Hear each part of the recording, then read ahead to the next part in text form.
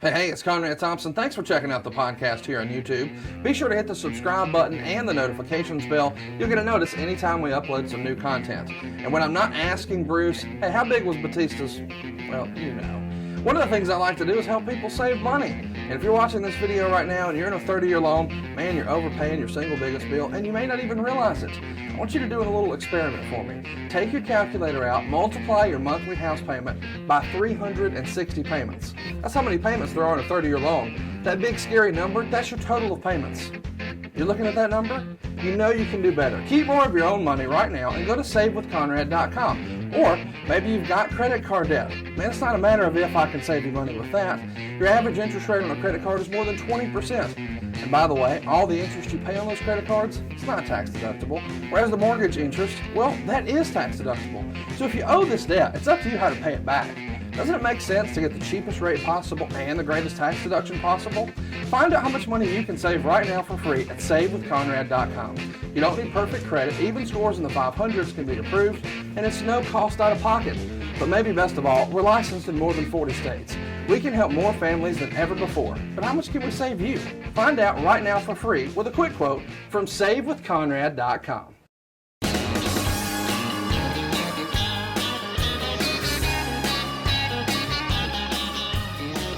Hey, it's Conrad Thompson, and you're listening to My World. And of course, we couldn't do it without the Hall of Famer himself. Ladies and gentlemen, your friend and mine, Double J, Jeff Jarrett. Jeff, how are you, man?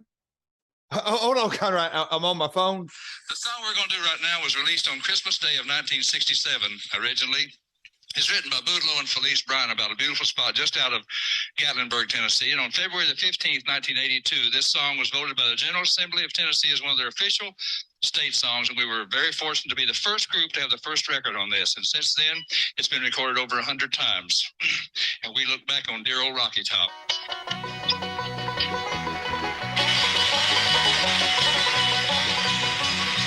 Oh, isn't that pretty, Conrad?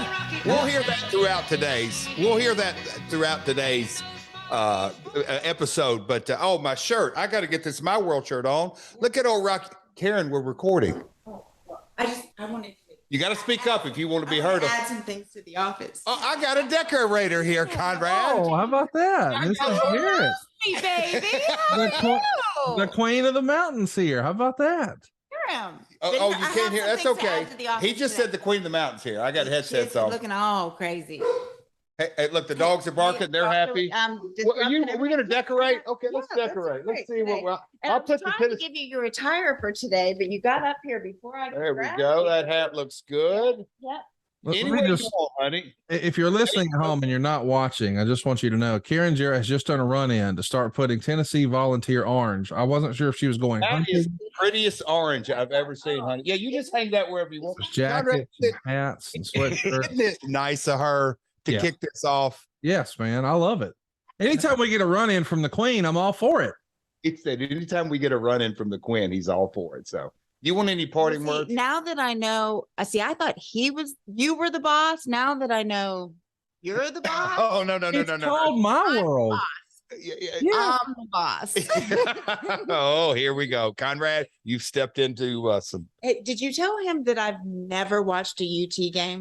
We'll get into that. She's never watched a Tennessee football game in her life. And she watched opening to the goalpost, almost going into the Tennessee River. Well, let her know it's all downhill from here. Realistically, that's the most exciting college football game we're going to get all season, don't you think? Most exciting. No, we're going to win the SEC champion and win the national championship. That's not to date. It's the most exciting game, but we got a lot of games to go. Conrad. That's awesome. Well, I'm glad she enjoyed it, man. She's a college football fan. Roll Tide. Love it. I have the approval that I can do a run-in anytime I want. Anytime. No, Conrad. Whoa. We need to talk about that off air. Okay, kind of. How about that? It's not every day we get a run-in from the Queen of the Mountain. That was real cool, man. And hey, I like that she declared I'm the one who wears the sweatpants in the family. So let's get this straight. Whoever posts this together, feel free to do any drop with Rocky Top throughout, just to give this episode a little flavor. Under the commercials this week, we'll play Dixieland Delight and Rocky Top, both Tennessee songs. I'm for it. I mean, it's your victory lap. You deserve it, Daddy. Oh, you're being so kind today. No, listen, here's the thing. I think it's great for the SEC. It's great for Tennessee. How could you not see the post-game reaction and not feel like, well, first of all, it's a really exciting game, but to see the excitement from the fans and the fan base and to storm the field and all that and tear down the goalposts. And man, you don't get that excitement in the NFL. That's the reason I think you and I both love college football so much, is every week just matters so much. And that just felt like a major moment. And man, you don't get that on Sunday. It was fantastic. Congratulations. So Conrad, this is my world. There are some folks that listen to us in Australia, in the UK, and around the world, in Canada, maybe outside the South, that could care less about this game. Yes. And I want to apologize up front. We're going to have a little fun, but here's the wrestling analogy I'm going to draw it back to. You ended the Undertaker streak. Well, no, that wasn't nice at all, Conrad. What? You're giving my flowers. Don't give me this Undertaker BS. This is my show. Let me. Okay. Got it. I'll lay out. Do it, Daddy. No, all kidding aside. So the industry today is built on WrestleMania, Triplemania, whatever you want to call it, the big granddaddy of them all events. But college football is a week-to-week celebration.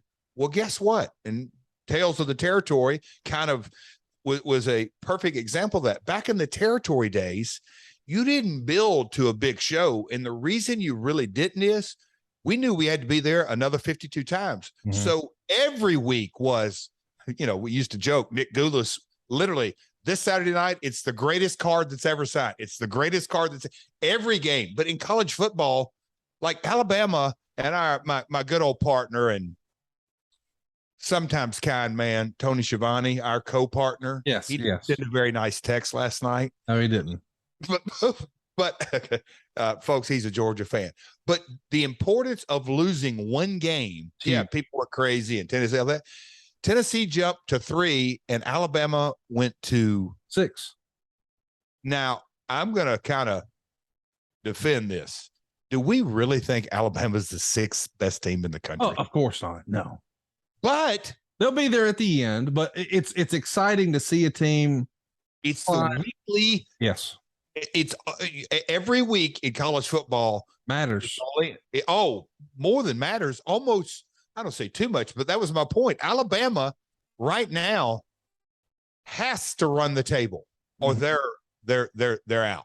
Yeah, they're out. Tennessee the SEC champions would have going to dole down too. So for you non-college football fans, I apologize, but for you college football fans, it was fantastic. Twitter have not quit blowing me up. You look at that timeline. A lot of folks. I hope the Queen decorated the office right. I got enough orange during the show. If I need a little tasty snack, I brought an orange, Conrad. Yeah, I see that. Another thing I like, Conrad, about busting your balls. Yeah. I don't even know if I should do this, but maybe I should. Please. Well, I believe every member of the ad-free team. Yep. And everybody in Top Guy, if they would have had my number but the ad-free team. I don't even think I'm not even sure Heupel had done his post-game interview, and our good friend Mike Dawkins was all over me. You better give it to Conrad. You better blow his ass up. Yeah, I deserve it. Yeah, absolutely. I'm ready for it. Oh no, you're not. You see, your defense is already good. You're saying, bring it on. So it's not good. If you're not selling it, you're like, well, listen, here's at the end of the day, we've talked about this in non-competition games, just off season. Man, I've been a long-suffering Alabama fan my whole life. And so there were so many bad seasons. So when we won when I was a kid in 92, I thought, man, that's as good as it's going to get. So when we won again in 09, I thought, man, how lucky am I? I got to live through 2 of these. And then, in my opinion, we've been playing with house money this whole time. But unfortunately, when I was a kid, this Alabama-Tennessee rivalry was a big deal. And it hasn't been for a long time. And I know it has been on your side of the fence, but on this side, it was just like a game. But now, man, this past weekend, I mean, that's one of the most exciting Alabama games I've ever seen. I wish there was a different finish. I wish it had gone a different way, but I was on the edge of my seat at a bar in Mexico. I went to a place called Pincha Gringo, and it's a barbecue joint in Mexico City. And a friend of ours knows the owner, so he made sure that they had a special bar area that had that game. So I ate like Alabama style barbecue and watched the game and was glued to it to the very end. I wish I would win the other. Did you have the feed announcers? No. Yeah. No sound at all, but it didn't matter. I didn't need commentary to know how to feel and how to react. And I know there's lots of Bama fans who are saying, oh, the refs bullshit and oh, this and oh, that. Can we not just appreciate, like, how could you not see that pyro and that spectacle of the stadium and the fans and not feel like, man, we just saw something major. We saw something special. So I'm not going to be that Bama fan who says, oh, we don't storm the field when we win. It wasn't about us. I saw a great post, and I want to read this. All the Bama fans saying we stormed the field like we won a natty. We didn't storm the field because we beat Bama. We stormed the field because we've been trying to claw our way up from the bottom to only get knocked down year after year. We stormed the field because we've endured years of hearing we'll never be reveling again, and we're living in the past. We stormed the field because we've endured 4 coaching changes in 10 years.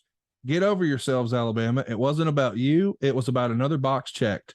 First Florida, then LSU, now Alabama. We stormed the field because we found a way to win, and we're undefeated. It's great to be a Tennessee Vol. I love that. That's fantastic. It's a good story. You and I were tweeting or texting each other during the show, and it was almost as if, and Michael Hayes even texted me and says, this is great booking, because it was like a wrestling story. It was unbelievable. Well, I heard this morning a guy said, yeah, everybody wants to bitch about the refs, but the refs didn't score 52 points. And Saban said it all. Yeah. Good Lord, he was great. And you know, another thing to tie it back into wrestling, you know who I think has gotten over quicker, we'll call it, in the territory of college football? Who? As our brother Pat McAfee just come in there and said, taking over. Hold my beer.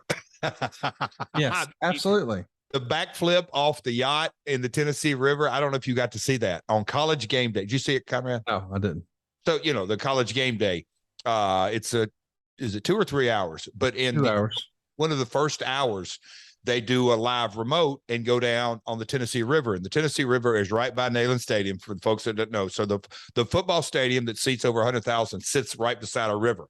And there's a lot of folks. A river that you and I live on, by the way. Bingo. Yeah. And that's just bizarre. That's true. Yeah. So the boats, instead of dealing with all that traffic, a lot of folks come by boat and they tie up, and you can imagine it's a whole nother level of tailgating, but lots of folks out there. So they go down there, and Pat McAfee is there, and you know, they explain the tradition and all that kind of fun stuff. And then Conrad, he's in casual clothes, but he's not in his Speedo, but he goes down to the back of one of the yachts and does a backflip into the water. And I'm in the gym and I'm going, that's my man. I love that. Yeah. But I kind of immediately go, okay, quick wardrobe change. Brother came back in a 3-piece. He looked great. So Pat McAfee knows how to get over and then some, not just in wrestling, not just on radio. Hats off. So it was a great, just that's the deal. That let me give another little context here, because I thought this was a cool story. The mascot for the University of Tennessee, have you heard this joke? It's Smokey, right? Yep. And this is Smokey's last season. This particular Smokey, it's a new dog every so often. This one's been with the company or with the school since 2013. This is his last year as a mascot, and the first time that he's been on the sidelines when Tennessee beat Alabama. I thought that was such a cool story. I mean, it really is, man. When college, we often say on this show, man, when wrestling's good, there ain't nothing better. Maybe college football. I mean, college football, when it's good, there's not much better. It's just. Have you heard the running cruel joke about poor old Smokey? No. Smokey, stay away from Alabama fans. They don't like things that deal with bark. Yeah. There's a famous there's a famous story where Auburn beat Alabama years ago when Alabama was on a tear, and there was a pretty heinous super fan named Harvey Updike, who went and poisoned Auburn's most famous trees. So like there's all these different traditions in college football, and unfortunately that tree died, and it's because he poisoned it, and he actually got in legal trouble because of it. So of course trees have bark, and so does Smokey, but no Tennessee fan has ever tweeted about a win over Alabama, or sent an iMessage about beating Alabama, or ordered an Uber after beating Alabama, or posted on Facebook or Instagram about Tennessee beating Alabama, or streamed Netflix after beating Alabama. That's how much the world. Just shut up. I'm just saying that's how much the world has changed. No, it's great because now you guys listen. I would argue this. I would say Tennessee should be number one right now. You're the best. There's an adage in wrestling, right? To be the man, you got to beat the man. Well, did you not just beat the man? We're so prepared for this. You should be number one. Now Georgia's going to stick it up in you, and everybody knows that. Like everybody knows that. And we're going to have to get Tony Schiavone to come on our program, and you come on that program. I'd love to. Because that's going to be the game of the year at this point. We just thought we had the game of the year, but that's the real next big test. And on the Alabama side of things, let's add some context to this. We got Lane Kiffin and his undefeated Ole Miss. He used to work for Saban, is now trolling the shit out of Saban on social media, and it's going to happen in Mississippi. So once again, Saban has to go on the road to take on a former disciple, and this time it's undefeated. It's going to be college football is a lot of fun, man. All right, you missed this too, obviously. Saban on the field. Who had a meltdown. No, my bad. Kiffin, Lane Kiffin. He's on the field. Who did they play Saturday that they won? Kentucky. It doesn't matter. Lane Kiffin was on the field. So the in-game day. Now they're doing break-ins across the country and all this, and Lane Kiffin, they just put in little earbuds, in their ears, and they talk to him back from the studio.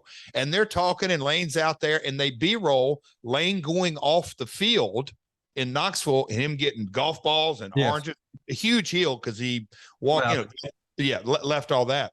So Conrad, in the promo, they're talking. He's like, "Hey, Pat McAfee," and they go, "So guys, what do you think, Lane? Tennessee, Florida." He said, "Oh man." They played Auburn. That's why it ties in. Yeah. He said, "What do you think? Go Vols. Let's beat the entire state of Alabama today." And they beat Auburn. Tennessee beat Bama. So Kiffin, you talking about just He's a heel. Fantastic. I love Lane Kiffin. He's a huge baby face in Oxford, Mississippi. Oh, for sure. Back to the wrestling. Yeah. It's personal. It's personal. Personal issues draw money. Thank you. I texted that to a friend recently. Oh man. What's great is we're talking about Tales from the Territories. College football is just like Tales from the Territories. But this is the last bastion of territories. And Lane Kiffin, there's been lots of whispers that Auburn, who I think you and I both agree sucks and we hate, that they're going to have a coaching change. And that's pretty evident if you've been paying attention. And obviously they're like the little brother of Alabama. And it's hard to look over on the other side of the state and see all that success. So that pressure's crazy. But buddy, every Auburn fan I got wants Lane Kiffin to be their coach. And I've actually met Lane several times. He is just as cool as you would want, and just as cool as you would imagine. And I can't imagine a rivalry that would be bigger than an Auburn team led by Lane Kiffin. Now, if I'm him, there's no chance I go to Auburn. They're not going to give you an opportunity to do shit. If you don't win a national title on year 2 with other people's players, you're just SOL. I would stay in Ole Miss forever because he can win 7 games a year and they'll have fucking statues for him because Ole Miss ain't never done nothing. So I would stay there forever if I was him. But in the meantime, just a master troll god, and he's going to get to take on Nick Saban, and nobody really expects him to win. No. But what if he does? Oh, it's huge. Oh, I mean, you now it feels like you put the final coffin in this run for Alabama. So you and I love college football. I deserve my lashings. Wear me out on social media. Hey, it's Conrad. I deserve it. I talked so much trash to Jeff Jarrett. Oh, there's some Alabama fans a little perturbed at you. Conrad, damn it. If you wouldn't have needled him, because they're like, I bet Cody's strutting around the house because Cody's never seen a Vol win. Yes. And there's some guys saying, damn you, Conrad, you jinxed us. Oh, yeah. It was me. I don't think Alabama has allowed that many points scored since 1907. Nick Saban hasn't allowed that many points scored since 1996. I mean, it's unbelievable. All right, talking about point scoring, and I'm going to give you a wrestling analogy because you got to. Probably this is even better because you didn't have the announcers to really sway you. It's all Conrad's brain. Mm-hmm. So our quarterback and our receiving duo and Hooker. So Hooker and Hyatt are unbelievable. They deserve statues. All right. So is it them or is it our head coach and play calling? It's the old wrestling. Is it the song or the singer? Is it the angle or the talent in the ring? And it takes both. But in this case, I'll say it first. I think our play calling, you don't get guys that open. You don't confuse a Saban defense like that without great play calling. You just don't. I thought it was interesting that Saban in the post-game press conference played it off and said it wasn't the hurry up offense. Well, fuck yeah, it was.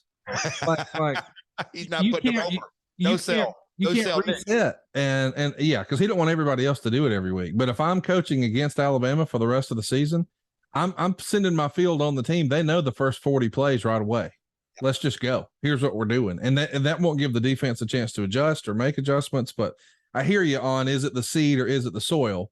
But yeah, Hooker, Hyatt. There you go. I deserve it. It's not coming through on my end, but. Well, folks, we're just going to kind of wrap this segment up. We're going to get into a great topic today. I'm going to throw it back to my partner, Conrad Thompson, because we're going to get on with this podcast at some point. Well, there it is, boys and girls. Feel free to pile on. Alabama lost. I talked a lot of shit, and we lost to a better team. It wasn't about the refs. It wasn't about any of that. We had some poor play calling, and we didn't play as good as Tennessee did. So go Vols. Congratulations. But it is weird when you think about it, Jeff, and I could see your eyes when I said it. That stadium is on the Tennessee River. So is my lake house, and so is outside of those windows behind you. It's all connected. We could go, I could leave my house on a boat, come to your house, and then us just go over to the stadium today. Isn't that wild? It's always kind of been bizarre. When my dad, I'd been wrestling, I don't know, 5-6 years or something like that. He's one of his sabbaticals. He flies down to Fort Lauderdale and, one-way ticket. I'll see you in about a month. Took a boat from Fort Lauderdale to Andersonville, Tennessee. Isn't that crazy? So you just thought that's not possible. Oh yeah, it's possible. And sure enough, he's like, yep, we'll be there. Now you got to remember, this isn't really a cell phone era. He just kind of said, well, we're over here in West Tennessee. We're probably going to take our time. I'll see you in about 2 days. He'd call from a payphone. We had no idea. He just pulls into the dock. Crazy. It is crazy. And it shows you just how this rivalry is as big as it is, because we're all connected. It's not that far apart. And it tickled me. It was like it was a new discovery because and again, I know this sounds like I'm being a shit heel, but it's been so long since Tennessee beat Alabama. It's almost people forgot Dixieland Delight, which is an Alabama song about the state of Tennessee. Alabama is a country band. For those of you who aren't familiar, it's a big deal all over the South or with country music fans. And they have a song, Dixieland Delight, but it says the word Tennessee in damn near every verse. But it's like this week, everybody's like, oh, and they play Dixieland Delight. Well, yeah, it says Tennessee in every verse. So it's a great troll job by Tennessee Volunteer fans, but there's so many unsuspecting Alabama fans. That's our song. Dude, he says Tennessee in every verse. What are you talking about? Put another little context in this. Peyton Manning, I think, folks, by this time, he's played Tennessee. He owns the Saloon 16, his number 16 and all this. Probably the hottest act in all of country music is Morgan Wallen. Morgan Wallen was in it's the celebration went on across the state of Tennessee, but specifically in Knoxville. Morgan Wallen sung 3 songs, got up on stage. I mean, just the town, it was a victory lap and then some. So it's great for college football. It's great for the SEC. It's been a while since someone besides Georgia has really stepped up and or LSU and opposed Alabama the way they have. And you're not giving Georgia their flowers. It just goes to show you how strong and dominant the SEC is, that now there's another school that everybody's like, wait, where did that come from? Congratulations to all involved. Shit all over me on Twitter. Hey, it's Conrad. I deserve it. But by the way, I want to remind everybody the season ain't over, and I'll take any bets you want that Alabama's in the playoffs at the end. I don't know, here's what I know. Next verse, same as the first. Roll Tide anyway. Today, we're going to be talking about the Main Event Mafia. And I'm pretty excited about this. I have to admit, I was not an active wrestling fan. I was a lapsed fan when this happened. Mm-hmm. But I started paying more attention to wrestling in 2011, started to pay a little more in 2012, and I got knee deep in it in 2013. And now here I am. I'm just helpless, and I'm flying to fucking Mexico on the weekends to watch damn wrestling. So that's Dave Green. He's alive.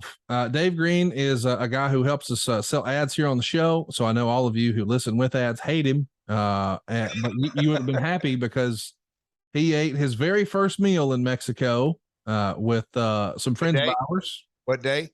That was on Thursday for lunch. Oh my gosh. And Saturday afternoon, about 3:00, he left the hotel room. He made the mistake. Yes, Jeff, he was in the room from Thursday afternoon until Saturday afternoon. I wouldn't call it Montezuma's revenge because it was going the other way. Oh man. But it was pitiful. So I experienced most of Mexico City by myself, which I highly recommend if you're going to be afforded a driver and a translator, because the folks down there took great care of me. But Mexico City is now one of my very favorite cities in the whole world. Very, very cool, right? Just the experience. People don't understand how big it is. Yeah. It's 5th largest city in the world. It's the world. Yeah. It's bigger than New York City. Folks, that's what I was going to say I was going to throw that stat out. People don't realize it's bigger than NYC. Yeah. The 5 boroughs of NYC. It's massive. It goes on forever, but go ahead. Tell us. There's a ton of folks. I had a great time. It was my first time. I saw Lucha live for the first time at, I guess you would call it, for lack of a better word, a spot show. It was at the Hard Rock in September. They did take TV there, but it was not a huge arena. It was just a regular TV taping type thing. I'm not dismissing it. I'm just saying it was just a regular show. But what I went to this past weekend was Triplemania. It's the equivalent of a WWE WrestleMania, and it was unbelievable. The production, like just all the screens and the lighting, and what was crazy to me, Jeff, just to experience it. And I know we're not talking about the Main Event Mafia, but I'm going to get there. Was the crowd and how different it was. It was maybe 14,000. I don't know the real number, but it was a lot of folks there. It looked full with the exception of a handful of seats in the upper deck, and they were loud and they were passionate. But like during the main event, mask versus mask, that's such a big deal. And I knew it was a big deal, but I didn't really have the context until I looked around and I saw people praying. I saw people crying. I mean, it's a major thing. And with the exception of Ric Flair's last match, I've finished 2 wrestling shows. I'm the guy who wants to beat the traffic, right? Okay. I get it. This was fun, but let's go. But I had to be there to the end of Ric Flair's last match because I was involved.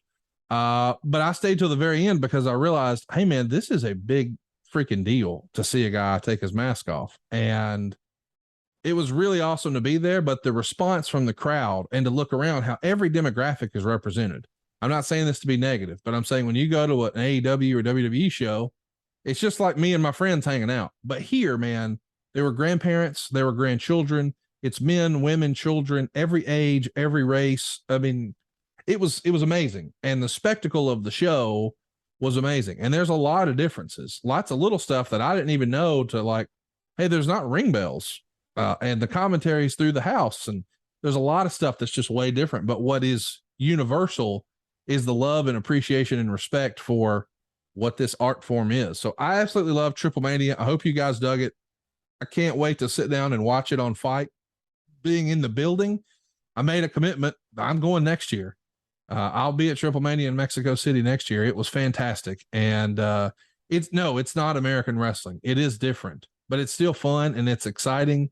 And I have enthusiasm for it because it's so new to me, Jeff, because it was a blind spot for me for so many years. And I still think AAA or AAA might be the best kept secret in wrestling. Like, I know that, Dave Meltzer has conditioned everyone to think that the best wrestling happens in Japan. And we've joked about that on some of my other podcasts, but I think some of the most exciting wrestling happens in AAA. And granted, it is different, you know, the storytelling and the approach and all that. But I had a great time, and I hope you guys did too. And man, there were some hellacious performances. Vikingo, Ray Phoenix, Pentagon, all the stars were out. What'd you think, Jeff? You got to see some of the show? Yes. Selfishly, I'll say this: experiencing professional wrestling live, Yes, sitting at home, there's just no comparison. that's right. It's just like Raw will be on. Just I'm a live guy, and it kind of struck me when you said that there's only 2 shows that, off the top of your head, that you can stay. Last night took the Queen to Stevie Nicks here in Nashville. How was that? Oh, it's her. I mean, she cried, she laughed, she screamed. She's a 12-year-old kid. She's a 19-year-old kid. She's a 30-year-old. Stevie Nicks has been through her. I mean, it's like there is an emotional connection that Karen loves that music, loves her. Stevie Nicks is 74. Yeah. And if you closed your eyes, you would think you were listening to her 20, 30 years ago. But what struck me, what you just said, the demographics. Yeah. She's Stevie's a 70s, 80s prominence, maybe early 90s and a little bit. I know her 70s, 80s. Yeah. Okay. Demographically, it was, I mean, I would say kids, but young, like college age girls, you name it. It was unbelievable. And I just kept telling Karen, I'm like, how do these girls know this music so well and singing every word to it? It was just really fascinating. And we stayed to the end. I mean, when she starts hitting, it's like, all right, she's going to do an encore. Conrad, that's a difference in us. If I'm going to an event and I hate the parking and I hate all that, but I'm conditioned, I want to watch them walk off stage. But there were some folks that left like you know, like they're going to beat the crowd, but not many. But listen, I'm not saying I do that at all the concerts or whatever, but I'm just saying a lot of times, like, if you go to a WrestleMania and let's say it's in Dallas or it's in New York, where it's not near everything, there's going to be, it's going to be a situation to leave. So I've been stuck before where I'm trying to leave at the same time 100,000 other people are. So if you don't have a car, there's no Uber opportunity, So I'm just conditioned to, hey man, I don't want to get stuck out here. Cause that's happened to me before after a UFC. I think it was at the Palace of Auburn Hills, maybe a decade ago or whatever. And there's just no car service. I had to call American Express and concierge got me a ride or whatever. But I'm just out here in the middle of nowhere for 2 hours. So I'm not doing that. So I've just become conditioned to, if I'm in a circumstance where I don't have a car outside, you need to roll. I got to get out of here. But now I'm in another country. I don't have a car, and driving down there, they don't give a shit about traffic laws at all. There are none. No, my driver didn't even stop at a red light. Yeah. He's like, no, we run the streets down here. Slow and go. But back to Triplemania. Here's what I was going to say was, I have obviously been to many of those. And when you have the Mexican national band and the Hall of Fame ceremony that Hugo, even though, you don't fully understand the language, but being there live and getting the vibe and also the entrances and everything that go kind of along with it, it is so much better live. Watching it at home, it's not the same. Yeah. And Cody would go to his room in between that kind of stuff. It just didn't engage you. So I just think there's different ways, but look, it goes without saying that I've been a Lucha Libre guy for years and years and years, because when they do, in a nutshell, you can have the minis and you can have the exoticos and you can have a little bit of a hardcore, and then you get drama on a hair versus hair and mask versus mask, and then all the high flying and the pageantry, and you have these authentic characters that some of them have been passed down. That's the favorite part. 1 and maybe 2 generations, like Viano, who lost his mask, 57 years old. They were my buds in WCW, and I just kind of saw them as, okay, I didn't really understand it when I was around them the first couple of months, but once I asked some different folks, K-Dog and others, and I'm like, hey man, give me the kind of context here. When you start understanding there's Viano 1, 2, 3, 4, I mean, that just doesn't happen in America. And here's the other thing. Authentic history. Yes. Not fabricated. It's not, what is the title for Rio de Janeiro, that is fabricated, which I get. I'm just trying to say in American professional wrestling, We make shit up. all the time. Yeah. It's a part of it. Hey, it's scripted. In Mexico, there is something to that authenticity Yes. that is real. Yes. The people really cried. Nobody in their right mind would really think that Pentagon's losing his mask. Not one person believed it, but they wanted to be there to see the moment. And Bingo. That's what I was trying to get to. The moment of Viano unmasking, people don't leave the building saying I was there, but emotionally, that's what they came to see. They came to see that, and you knew what it was going to be, but it didn't diminish the way you felt about it. No, you were. Same with the hair match. Same with the hair deal. I absolutely loved it. I didn't know what was going to happen with the hair match. I had a feeling on the main event just based on one guy's at the top of his career and the other guy's 57, and one guy, it's kind of effectively a retirement match. You kind of know what's going to happen there, but it doesn't make it any less important. And again, let me say this. I don't know what the hell I'm talking about. I'm just learning lucha stuff. But from what I understand, this is the last Viano. There's a constitution amongst the family that there won't be another Viano. So this is the end. And they first came to fame and became this big gang and this big success by unmasking other wrestlers. So for their last member to be unmasked is a big deal. Now there might be El Hijo Day, meaning the son of Viano, one day, but there will not be a Viano 6 or Viano 7. That's done. And it was the end of an era. And so Pentagon in his post-match or interview said this is the biggest moment of his career. And he's main evented AEW pay-per-views and been Impact World Champion, but none of that had the legacy, history, and tradition that unmasking. And think about what that is. Back in the day, old school Aztec days, man, they would behead people. And in Indian culture, they would scalp their enemies. And that was like a trophy, right? So in Lucha Libre, this is a trophy. This is what I did. I ended it. And the visual of him just pouring blood, holding up that mask is the most compelling visual in wrestling this year to me in 2022. And I say that as someone who keeps up with everything here in America and was a part of Ric Flair's last match. But the visual laying flat on my back. Yeah. Of Pentagon holding that mask, I could show that to anyone and them think, I don't know what this is, but that's fucking badass. And the history and tradition, and I know we're going long, and I'm sorry, I'm just excited about it. But when I saw, like, Rey Fenix, to me, is one of the best wrestlers in the world. I don't know where you put him, but I think most people would say he's top 5. And I was so excited after I saw Pagano's entrance. It's Mexico. They play unlicensed music and have big ass pyro and big ass screens because it's Mexico, whatever. But it was so awesome. I don't even really know who Pagano is. I've seen maybe 8 of his matches, but I was so excited. I got goosebumps because it was such a great entrance. And that really wasn't even like a top 10 entrance, but it just kept getting bigger and bigger and bigger. But I was so excited based on that. So I'm thinking, man, Phoenix and Vikingo, this is about to be a badass entrance.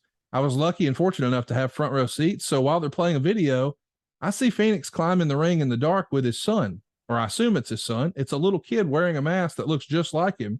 And when they introduce him, the spotlight hits him, and there's him and his son posing. And that gives you the context of this is a family tradition. This is much bigger than what we know here in America, because this is, I mean, it shows you what the future is. And the great contrast of in the very next entrance, his opponent, El Hijo de Vikingo, he comes out with his father. So everybody there, and even when Pentagon wins, his daughter runs in. He's covered in blood and hugs him. This has been passed down generationally. And I saw that in the ring, but I saw it in the crowd. I saw grandparents sitting with their kids who were sitting with their kids.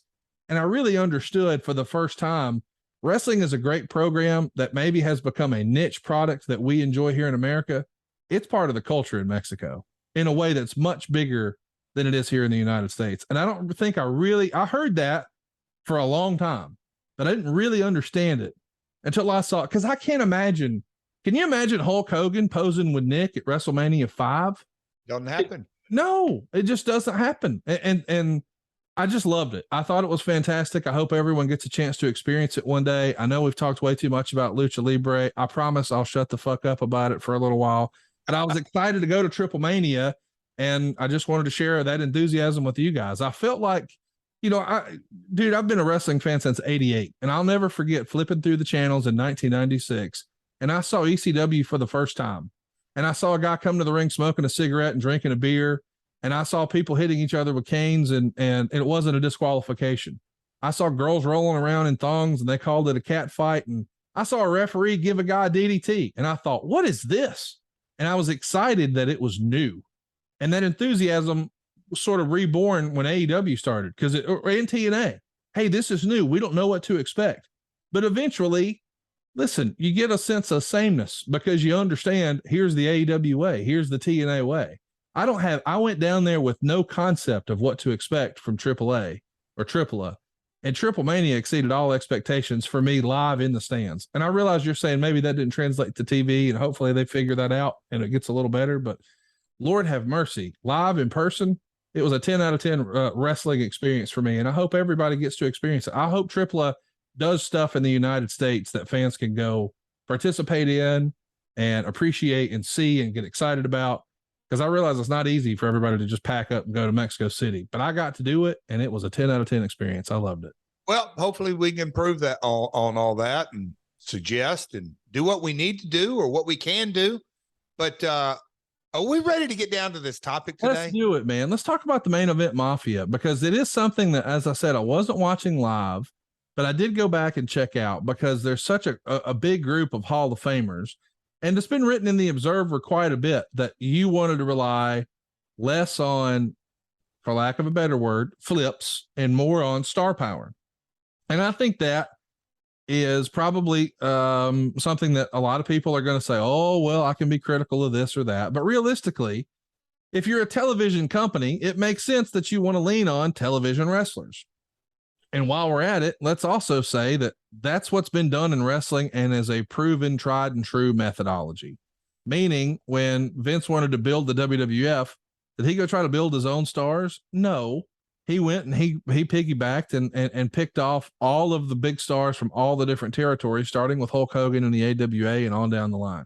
And then when Eric Bischoff decided he wanted to take WCW to the next level, sure, he could have doubled down on Sting, but they had been doing that for a long time. What really helped WCW get to the next level was bringing in Hulk Hogan. Say what you want about that, but they set all kinds of pay-per-view records and merch records and attendance records and every record you can imagine when he wrestled Ric Flair in 1994 at the Bash at the Beach. And off the success of that is afforded the opportunity to do Nitro, which changed wrestling forever. And even there, what did he do? He went to shows like the big the sports arena in LA, and he saw guys like Eddie Guerrero and Chris Benoit and all the, and we got to get those guys on the show. So you're doing that for TNA and bring in a lot of the really big stars, and the result is this fantastic group that had a lot of steam and a lot of history. The King of the Mountain is going to bring us the Main Event Mafia. Is this your idea? What do you remember about this initial idea? How does it come to be? Conrad, when I dug into the research, so many good memories came back about this. But the thing that I'm like, who named it? I still don't remember like how so Russo was in the room, Borash was in the room, obviously Dutch was in the room, I was in the room. So look, that could probably be disputed who named it. But here's what's going to be fun. And there's a lot of what ifs. And I know that there's a timeline we're going to follow. And I don't want to get too far ahead of myself. But the Main Event Mafia, and there's graphs that I'll share at some point that I do have those, Conrad, to show the success from a ratings point of view. But as far as the storyline that we're going to get into, and we're going to tell the backstory here on how we got into it, I say this, but there was real emotions that this was easy to formulate, easy to put together. Let's give a little context. I don't know where you're going to dive in, but if you can give me just the month and the year, what we're starting on. Are you starting on June or May? Or starting in, so here's the Impact report from May 22nd, 2008. The Observer had this to say. Hold on one second before you do that, Cameron. So May of 2008, right? Yes. So to give kind of the full context, 2002 we launched. Yep. You just called them a lot of flip guys, but we were a big time startup. We couldn't afford stars, big high dollar ones. We had from time to time, we rented Sting on an appearance or two, but then he came on full time. Kurt came on, Christian Cage came on, Team 3D came on, then Booker and Kevin Nash. But you can kind of see, as we call you call the TV stars, but we'll call it what's going to later be known as the Main Event Mafia. But all along, AJ Styles, Samoa Joe, Christopher Daniels, the X Division guys, these guys were there week in, week out. That never stopped. Some top guys, kind of like a revolving door through the years, and then we inside that. So in May 2008, we had started to run more live events. We had video game and licensing. And I don't say we became real, but there was much more going on. And this success started rolling, not just on television ratings and live events, and relatively speaking, but just kind of the whole momentum, Conrad. And I know you weren't watching, but Spike, it's not a top 10 network or a top 5. It's in the top 20. But we were, again, UFC and WWE left. So we were doing not big, but really big numbers for Spike. So the success was rolling, Conrad. And I'm saying everything relative. I don't want haters out there, but we were very, very happy. Look, nothing was perfect by any stretch, but things were rolling along.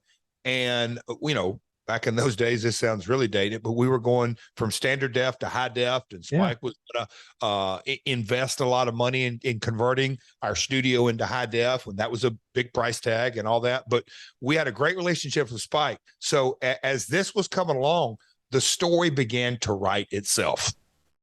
I'll volley it back to you. I don't think that was ugly at all. I appreciate the context, and I want to explain that from my perspective and my research, it looks like Booker pins AJ Styles in a King of the Ring qualifier, and they start to beat down AJ. So it's Tomko, 3D, and Booker, and Karen Angle comes out. She slaps Brother Ray in the face. He bullies her, makes her run from the ring. She makes a comeback with Kurt, who's got a chair. And they start arguing. Kurt's going to waffle AJ with the chair. And Meltzer would even say it's about as heavy as an angle as you could do. I don't know if the bad stuff on the show kills the context where something like this won't bring out an emotional reaction. But what you've done here, just to give everybody the context, is you've turned Kurt Angle heel. And he's been turned a lot during his time in TNA.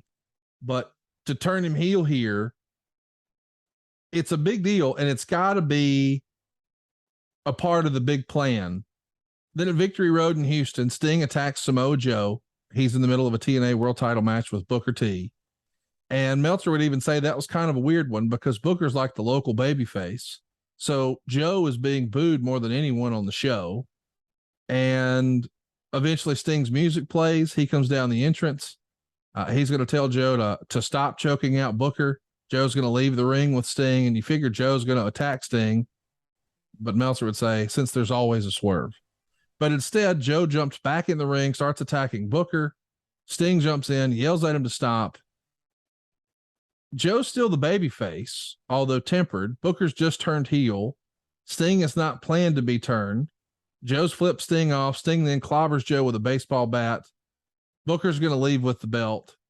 But it feels as if we're moving towards this what's up is down and left is right. And we got all these big stars sort of flip-flopping back and forth. And we're laying the seeds for the Main Event Mafia. I'm curious, do you go or does someone in the organization go and talk to the talent individually? Does it just happen? How do we get everybody on the same page with the concept? It was a process. And look, give Vince Rue the whole creative team, Vince, the pieces of the puzzle. It's not like we had this master plan, but the Sting angle in Houston didn't exactly on paper or how it was executed say, oh, it wasn't 101 wrestling at all. Bro, he liked to sometimes swerve just to swerve, which I don't think is a good thing, but we were navigating our path somehow, some way to the real situation of a 2-hour show. We'll call it, and they were later named this, and we'll go through the naming process, but the AJ Styles group eventually became the Front Line. and there's a kind of a backstory on that. But these are the guys that were there week in, week out from day one. They thought they deserved the top spot. Well, a guy like Scott Steiner or Booker T or Kevin Nash, Sting diplomatically, Kurt certainly had no qualms. Those guys are like, hey, man, you got to earn your stripes. This just doesn't happen overnight. So there was a built-in friction, maybe not animosity, but there was friction beginning to build, and we started telling those stories. Get even more from the hottest new podcast going, My World with Jeff Jarrett, over at adfreeshows.com. Let me get granular here for a minute, folks. Not only can you get the entire My World episode library with 0 ads, new episodes come your way each week early, ad-free, and on video starting at just $9 a month. We've also got tons of exclusive My World bonus content waiting for you, plus unique interactive experiences with your old pal, Double J. You get to jump on and ask Jeff questions, and if you joined us in Chicago this year for Top Guy Weekend, you got to hang out the entire weekend. 100% the best value in all of wrestling. Strut on over to adfreeshows.com right now to sign up.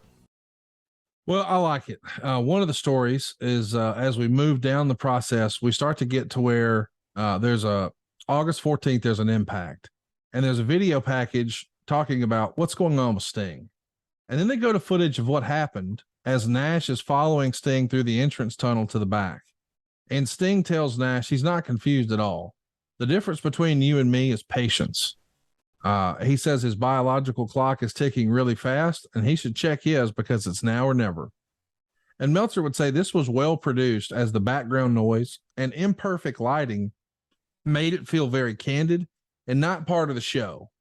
And that's an interesting note, because this is the era where we start to do more of that. And I liked that. It didn't feel overproduced. Like we've made fun of over the years, whenever a wrestler's backstage on Raw or SmackDown and they're going to watch the monitor to see what's happened, they never really look at the monitor. They sort of turn their back to it and look sideways at it, because it always just feels overproduced. And there's been times where we see too much of that on WWE programming, and well, a lot of other companies followed suit. But now this starts to feel different and a little more candid and a little more real. Who would have been the driving force behind that? Good, healthy debates inside creative that it takes me back to. Now I can smile on it. Back then, a little frustrated, but my mindset or mandate or vision was, folks, backstage kind of has 2 gray areas because they can really overlap. But if we're going to report on it, report on backstage, and it needs to feel like it's a sporting scene, as if there's a reporter back there and we're going to get pre or post-match comments or a match coming up later in the night, but treat it like a sporting scene.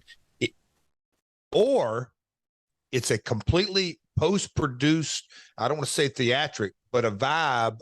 Like you said, there's a little bit of music where the viewer knows that this is a produced package that we cut down for time, but we enhanced it with audio beats and drone music and a little bit here and a little bit of there.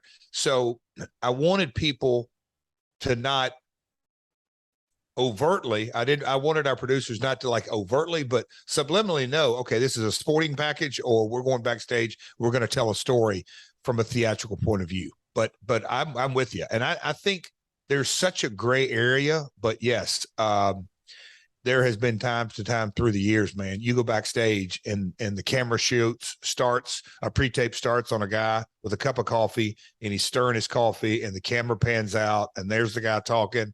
And it just so happens at the right time, the guy busts. There's no commentator on the scene. There's no nothing. You just know that, okay, there's no commentator there. They just happen to be there at the right time, at the right place. Felt hokey, as you said. Yeah. So the 2 weeks later, there's an Impact, and Sting makes his entrance wearing his face paint and robe, and he's carrying a baseball bat.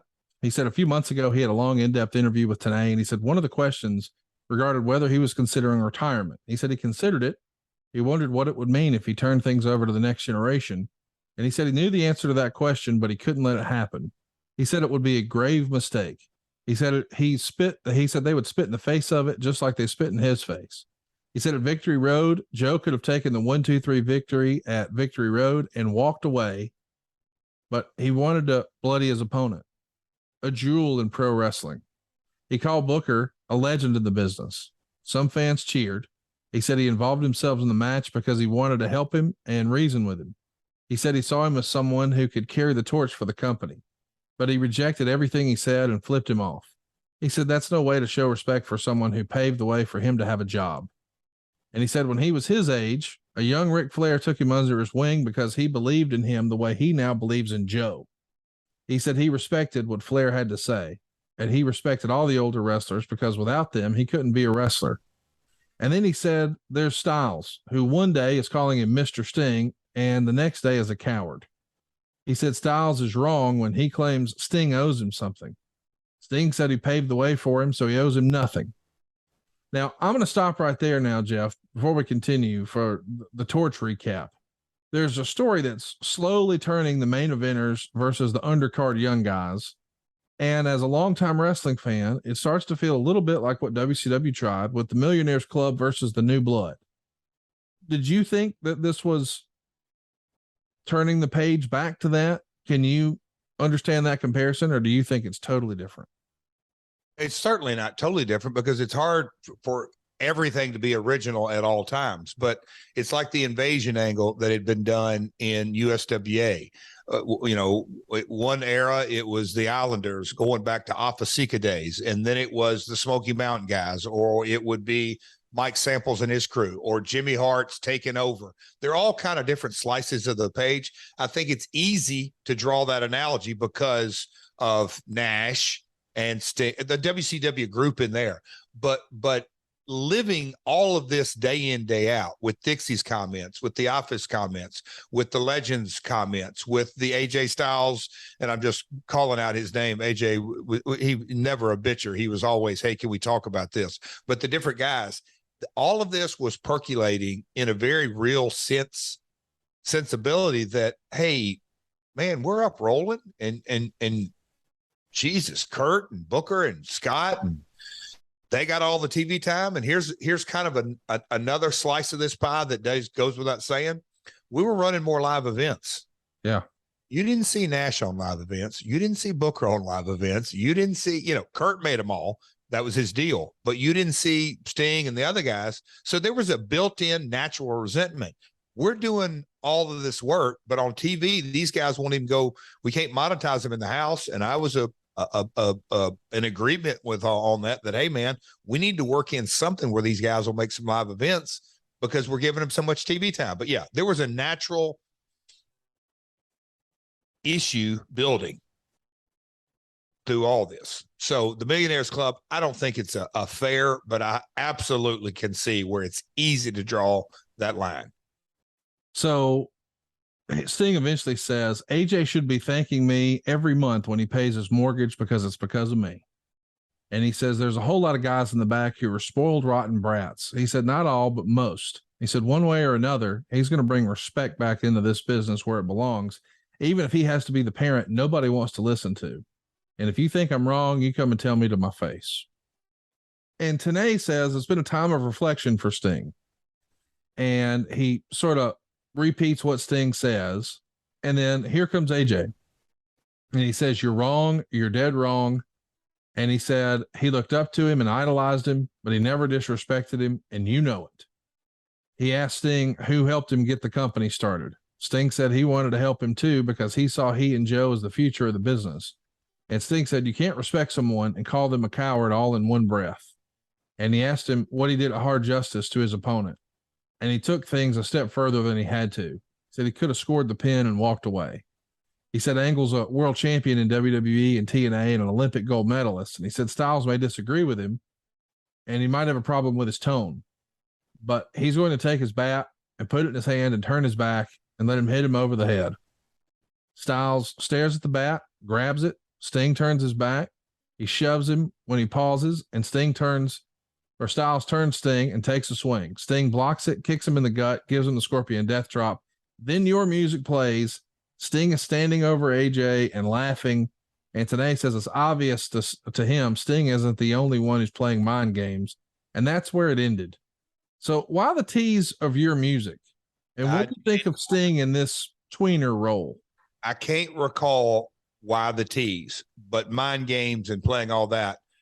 The natural, my gut tells me, is that, look, no secret that I was a part of that. Well, I'll give the blood, the Millionaires Club, and I was in the middle of all that. And so Jeff has been here since day one. So is he going to be with AJ's side or going to be with Kurt and Sting's side? That to me is kind of what the tease was for. But Sting, through this whole deal, and when we would sit in the creative room and have these discussions and we were heading toward Main Event Mafia and all that, I kept saying, and I still believe this today, don't even try to make Sting a heel. Just don't do it. It's not going to work. Now, can he have a position with his stature in the business that inherently he has an issue with AJ Styles and Samoa Joe? Sure, that can happen. But don't try to make him change characters or persona. A, he wouldn't do it to begin with. B, the people won't buy it. So I thought, I really, because guys, Scott Steiner got into it, Booker got into it, Nash, all five of those guys really got into this role because they believed it. But Sting's mic work, and we'll get to that on another episode when him and Kurt were splitting up the Main Event Mafia and we were going down that road, or Sting was kind of, man, it was so good. They did some great work. But Sting was dialed into this story big time. He always personally really liked AJ. They had chemistry together. This in-ring, this segment was really good. Well, I'll tell you what else is really good, and that's Chili Sleep.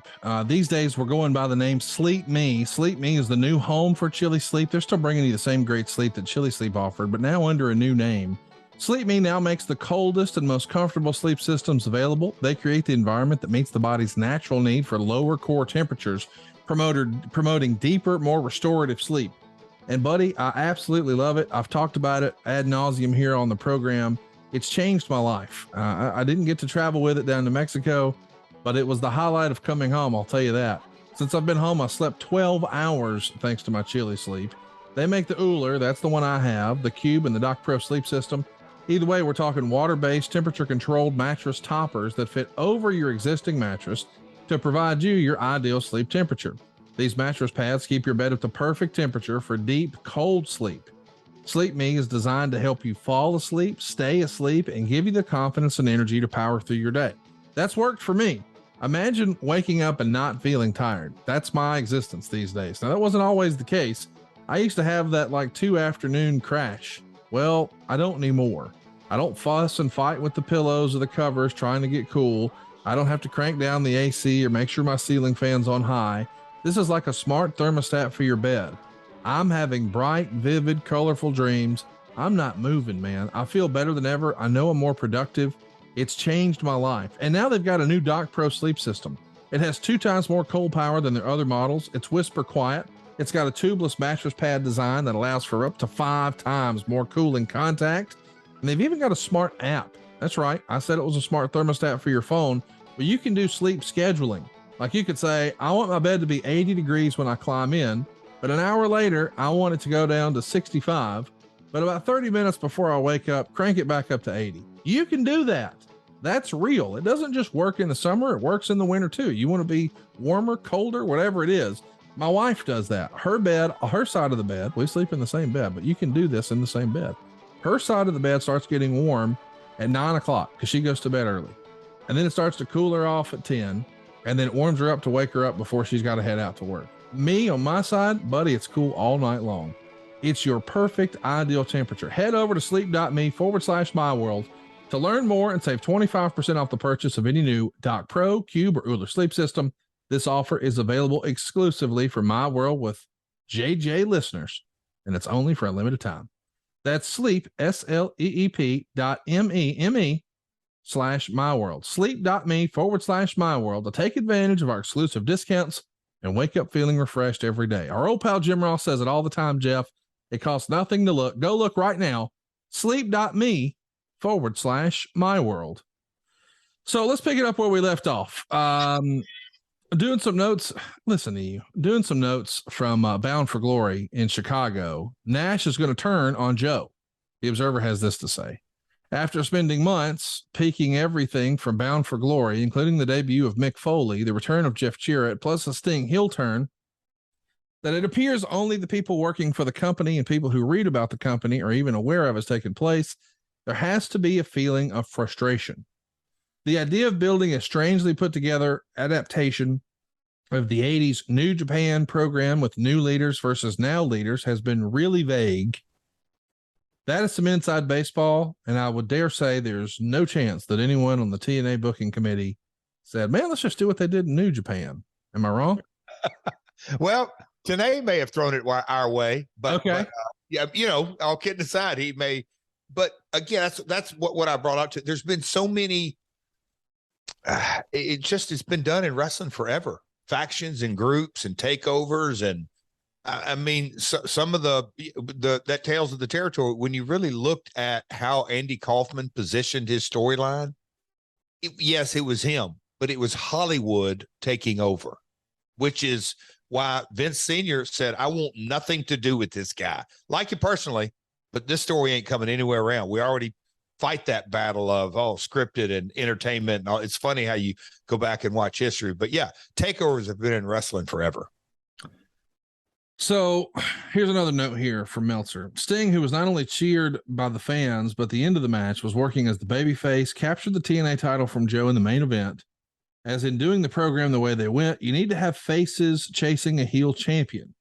I recognize how little sense that makes when the guy who's supposed to be the heel world champion is the babyface, but the move makes it clear that Sting has agreed to stay for another year. The finish saw Kevin Nash interfere and hit Joe with a terribly weak bat shot after Nash had seemingly helped Joe by taking the bat away from Sting in a swerve finish to be unpredictable that's done so often in wrestling that now it's far too predictable. Nash had signed a few weeks ago as first reported, but apparently the booking team told him to lie about it, which he did to everyone, not just the media, but even some of his longtime close friends. TNA even took his name off the website, all to build for the shock of his return. When he came out, there didn't appear to be any shock at all, and his heel turn was to help the person that nearly everyone watching by that point was figured was the babyface win the title.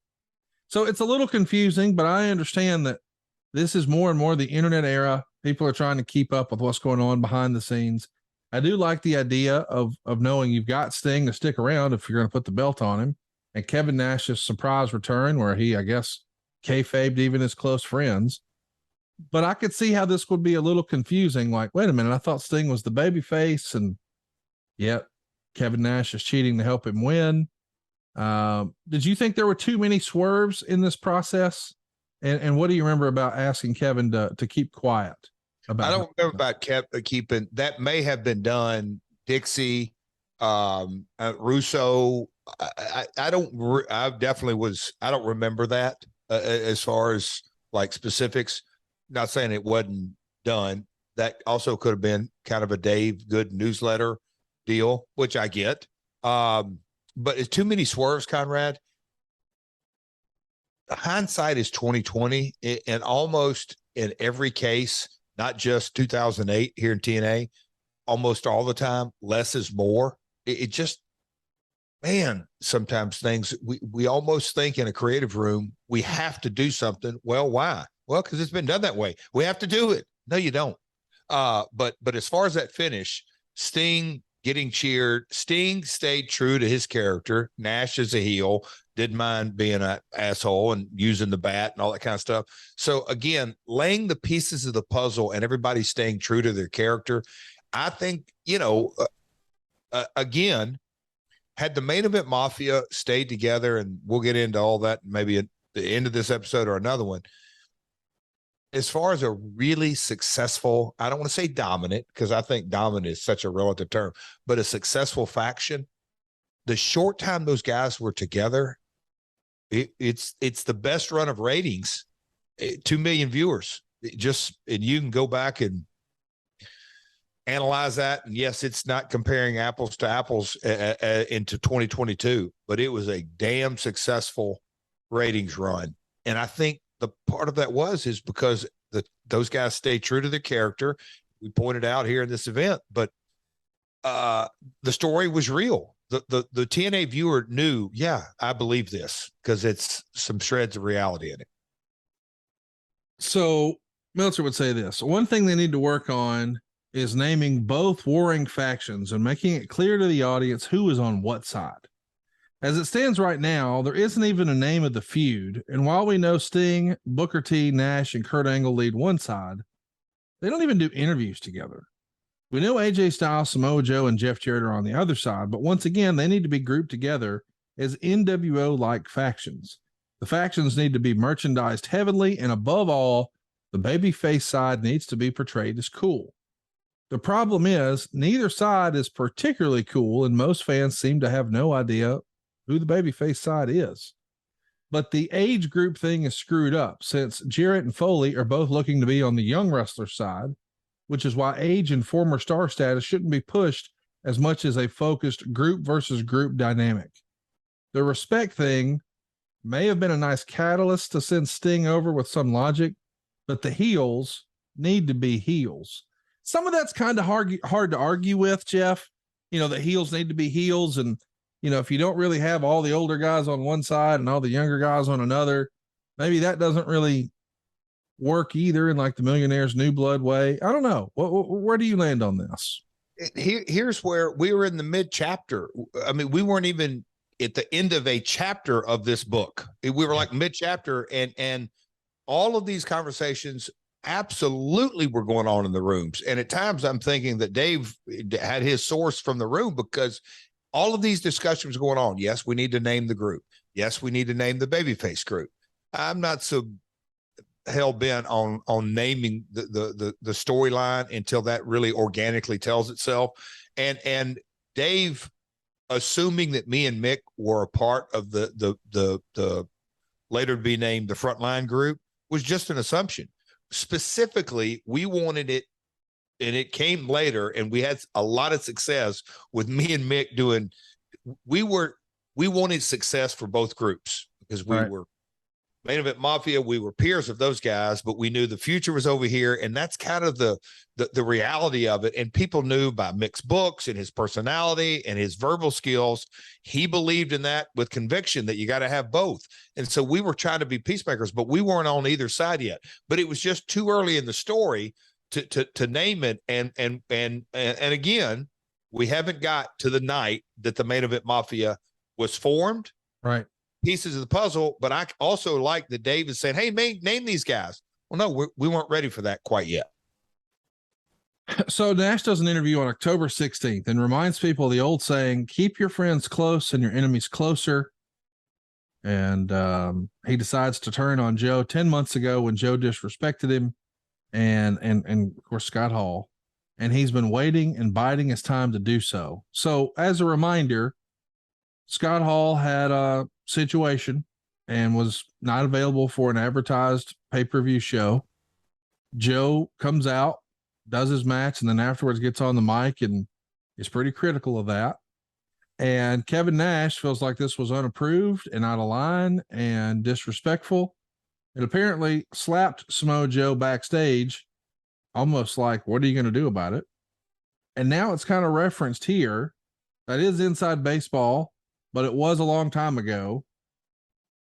Do you guys make sure Joe's okay with that being included? Because the whole quote unquote worked shoot thing, or sprinkling some shades of realism in there, really works with this audience, does it not? It can get you in trouble backstage, but I don't remember the specifics, but I feel pretty confident that if I didn't say something to the fact, as far as internally in the group, Dutch would have said something, and I can just kind of go back and sit in that room and Russo go, bro, I got it. I'll have a conversation with Joe, you know, something to that effect, or whoever was in the room. But yes, that was discussed, and because you just, that real life situation, why pour gas on the fire if it's not that important to reference it, but if you can reference it, it kind of ties in back to the reality-based storyline. Yeah. You know, the Ric Flair last match. That's all we did. Well, we both had friends go, yes. Dang, dude. but because they know it's a story. Hell, they know it's real. They know when Rick is shitting on you or you were shitting on Rick and all that, the things that were said were real. but the reality is, if we don't reference that, it just feels phony. And we want to get people emotionally invested and to pick a side. And that's hard to do if it's all, I don't like you and I'm going to kick your hindquarters this Saturday night. Oh, well, that's not real. Yeah. But you picking up his bloody head, how does he look now? This is the house that Jarrett built, blah, blah, blah. That's real. He came begging for a job. I mean, there were so many little sprinkles in there. It was good. But I know sometimes, man, guys take issue with that. Hey, I don't want to talk about that. Say that your point here. Hey, did this pass the kind of, exactly. Because when Joe did that, it wasn't discussed beforehand, and Nash gave him, for lack of a better word, a receipt. And truth be known, had Joe said, "Hey, man, I know Scott's got his demons and issues, but I'm going to reference it because we're trying to make a, Kevin might have said, yeah, go for it. Right. I don't know. Fun discussion, Connie. But it wasn't discussed ahead of time, so there's hurt feelings. Yeah. But what did happen is that we discussed Alabama not winning. Listen to you. All right. So in the tour, Jeremy Borash is going to sit backstage with Kurt Angle. This is on the Impact from November 23rd. And this is where the group really starts to come together. This is good. Borash said Angle is promising an announcement that would trump Foley's announcement later. And Angle said he's going to change the face of professional wrestling, not just TNA, but the face of professional wrestling forever. And he said he made a few phone calls to some very, very, very important people. And he said, as of midnight last night, the deal was done. And Borash asked what that had to do with Booker T. And Borash turned and asked Booker, sitting next to Sharmell, what he had to do with this. Booker said, from this point on, they would take what they want, and they want respect. His accent has never really bothered me before, but this week it was almost unlistenable, according to the Torch. And the camera panned over to Kevin Nash, who's also in the room. And Nash said wrestling has always been about money, power, and respect. And Nash talked about Joe not respecting him. And Booker interjected with respect in this hideous accent 3 times.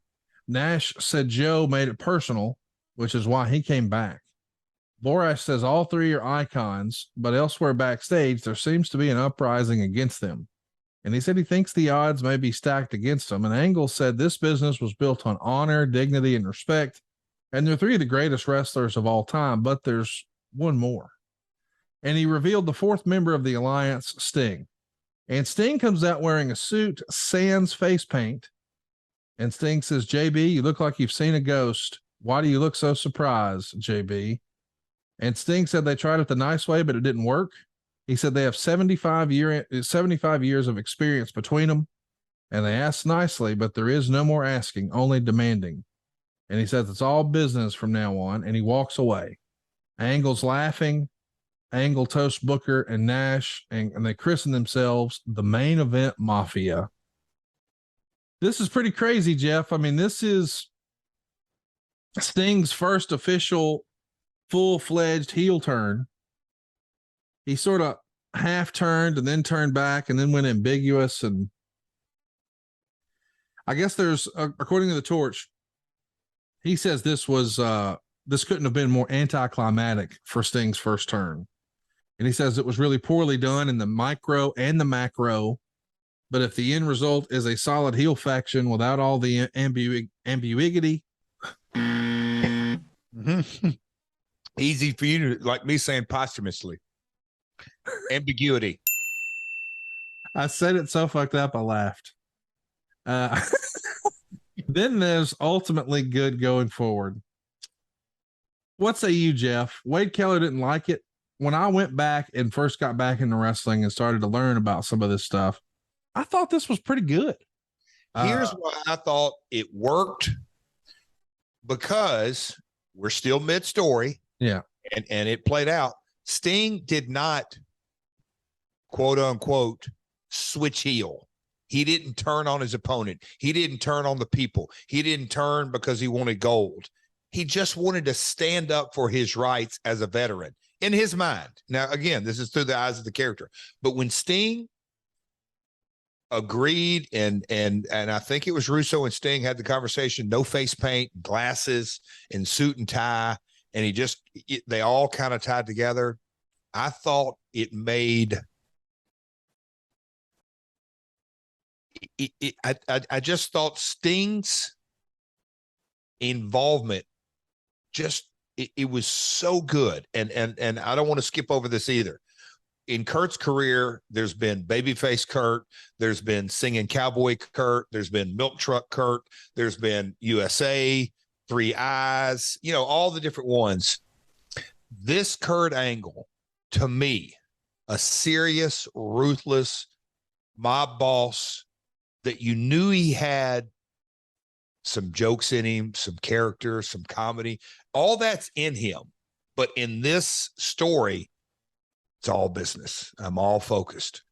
I think this is the best version of a money-making Kurt, a badass heel that's got this ruthless streak in him, and he's going to do, in his mind, he thinks he's right, but he's going to rip AJ Styles and that crew. I just thought all the pieces came together. I thought it was well done, and it wasn't the traditional. It wasn't even meant to be. I guess, it wasn't meant to have Sting as the heel turn. He came together with this group of members, and they named themselves the Main Event Mafia, who was going to teach the front line a lesson.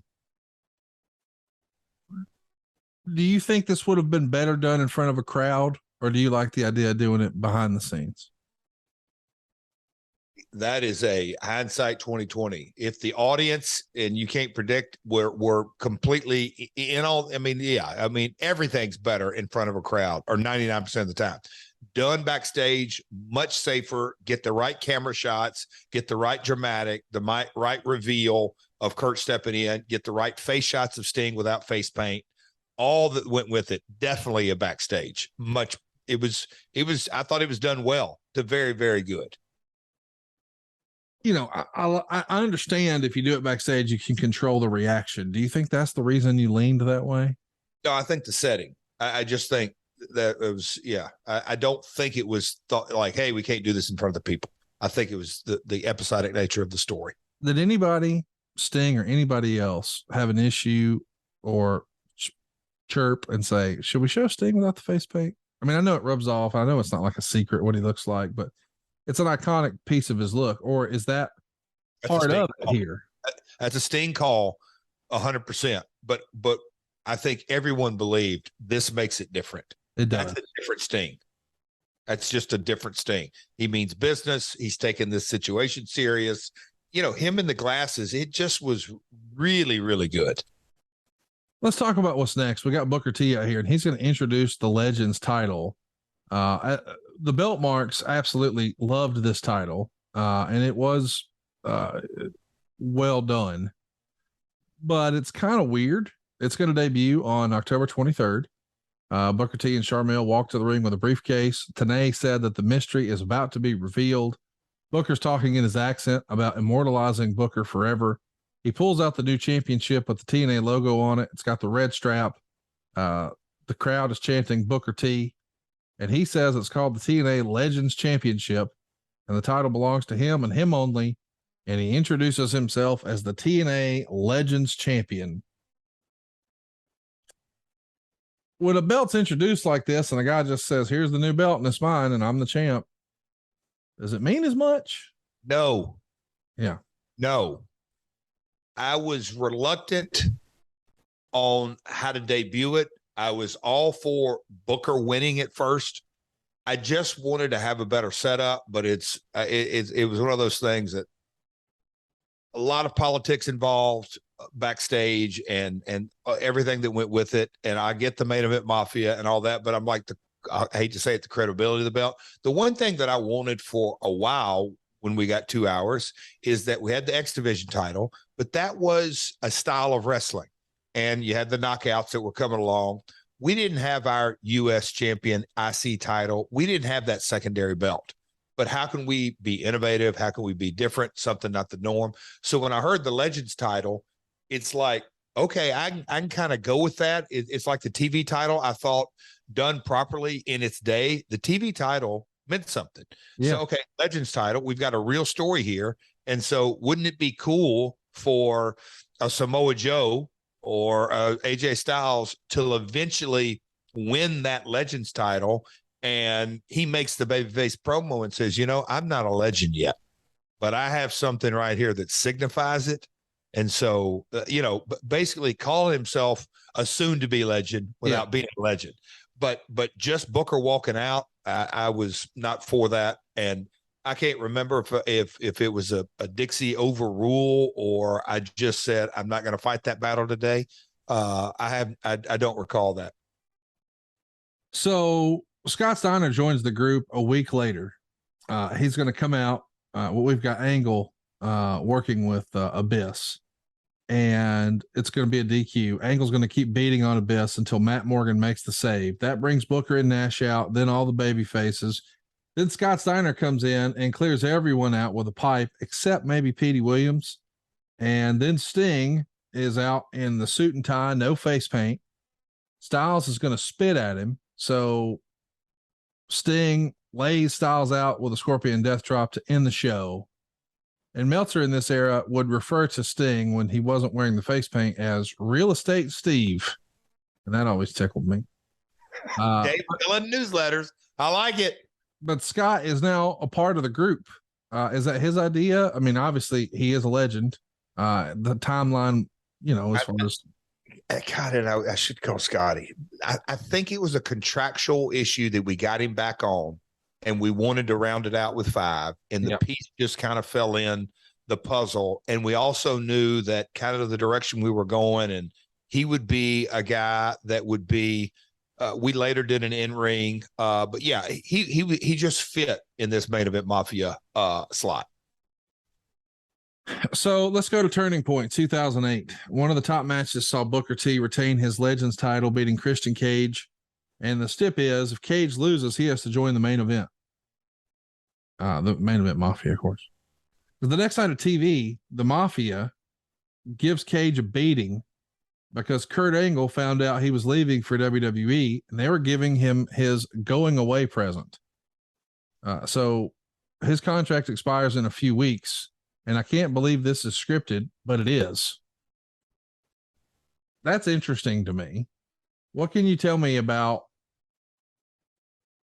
I don't know. It feels weird. Yeah, Christian did business on the way out. Yeah, is the simplistic term. Yeah, I don't know exactly, but there was no. But to just say, "Hey, we know you're leaving. You're going to WWE, so we're going to be here's your going away present." Like, I mean, I appreciate that he's willing to do the favors, do the honors, whatever. But would you really acknowledge, hey, he's leaving, he's going to another station? I mean, it almost is like if you're a Christian fan and you're watching the program, okay, well, I'll just watch that show now. Thanks for the heads up. Rather than just beat his ass and he's off TV. Reality-based storytelling. I'm not defending. I'm kind of throwing out what was our mindset in 08. People are going to find out soon enough. Well, I'm with you, but, but why direct them to another program is your point, and that's the point taken. I mean, that's kind of what you're saying, I think. It is. Let me just ask this: when you see MJF on AEW TV talk about he wants to go to WWE earlier this year, do you think that was a good call?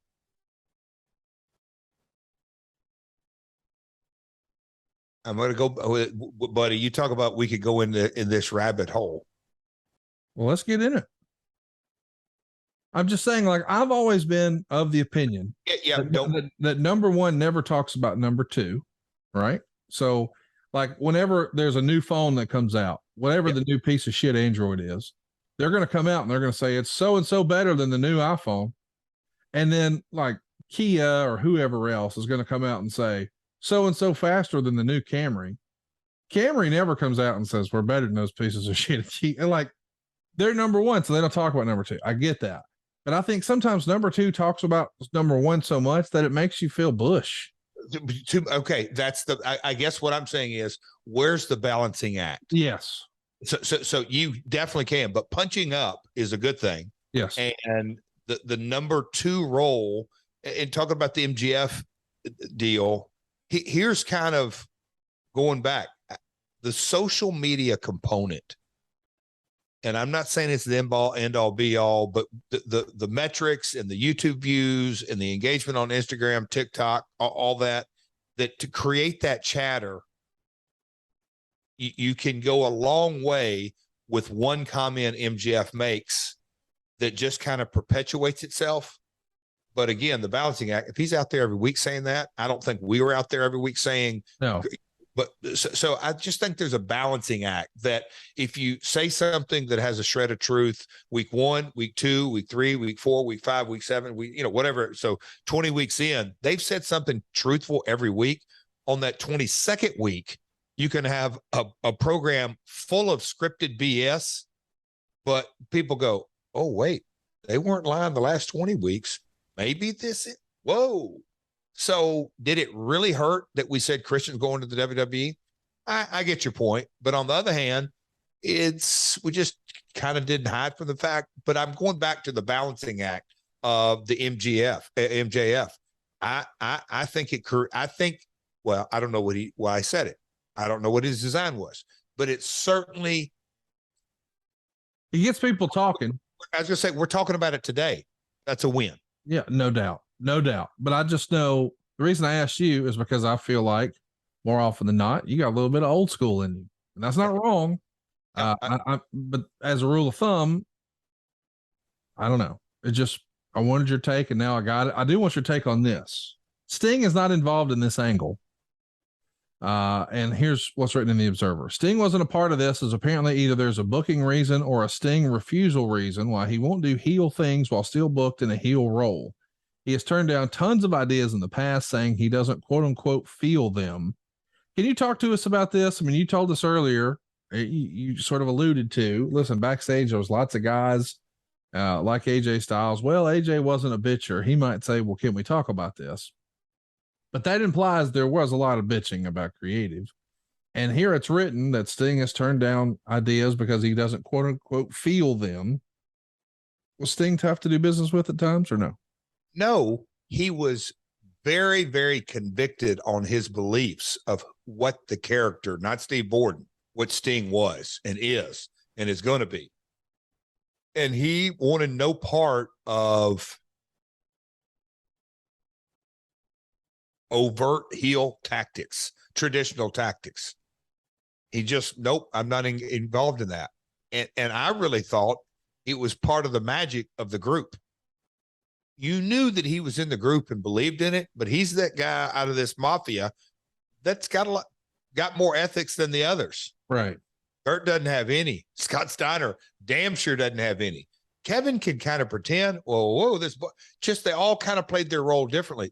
All 5 of them were completely different, yet had the same kind of badge of honor because they were all in the main event and rightfully had earned their place in the industry, not in TNA, in the industry.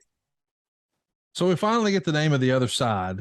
But before we do, I want to name what Jeff and I are doing every single morning. Of course, I'm talking about AG1. Jeff and I really believe in athletic greens. And I got to tell you, I started taking AG1 back during the start of the pandemic. My wife discovered it because she wanted to optimize our immune system. Along the way, though, we've learned that AG1 can help you get better gut health, more energy. And maybe if you hate taking pills or vitamins, well, this is a perfect solution for you.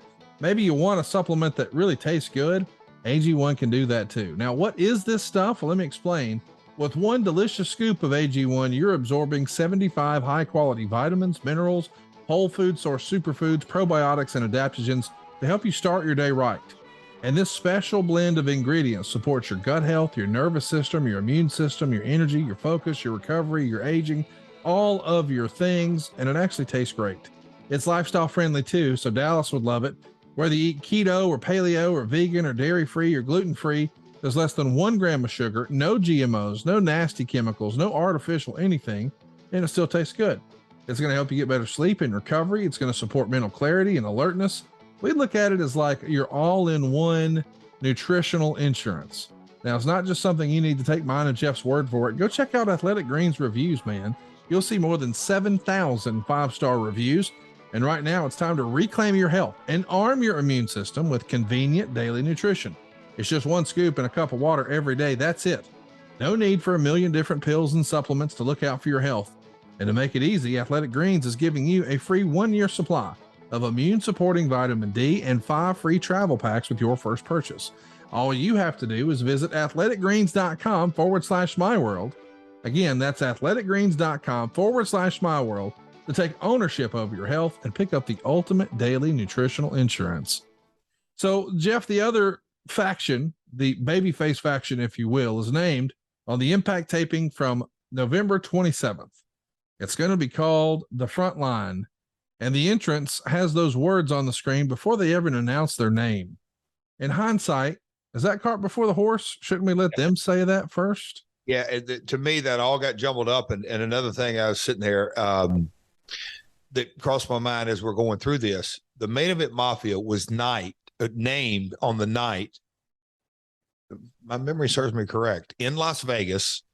Spike wanted to do a special event to convert. This is how crazy time has gone on. 14 years ago, going from standard def to high def was our first night. We did it at the Joint at the Hard Rock in Vegas in a special event. And we had, we had different settings and we didn't have our usual impact zone. So that's where that was named. Well, whether it's merch that wanted to get put out or AJ's group wanted to, hey, we got to get a name out because they really liked it. I felt it was rushed then. And today, as I said here, man, am I positive it just was way too soon. Let the Main Event Mafia just kind of sink in, but they wanted to get it out quick. Everyone did. Dutch didn't. I can't recall anybody else, but just let it percolate, guys. It felt forced that we came out with it too quick. So the key thing is Rhino basically burying everyone in the ring, not name AJ Styles and Samoa Joe, with the line that they need new members to fight the Main Event Mafia because the rest of the guys aren't experienced enough. Wow.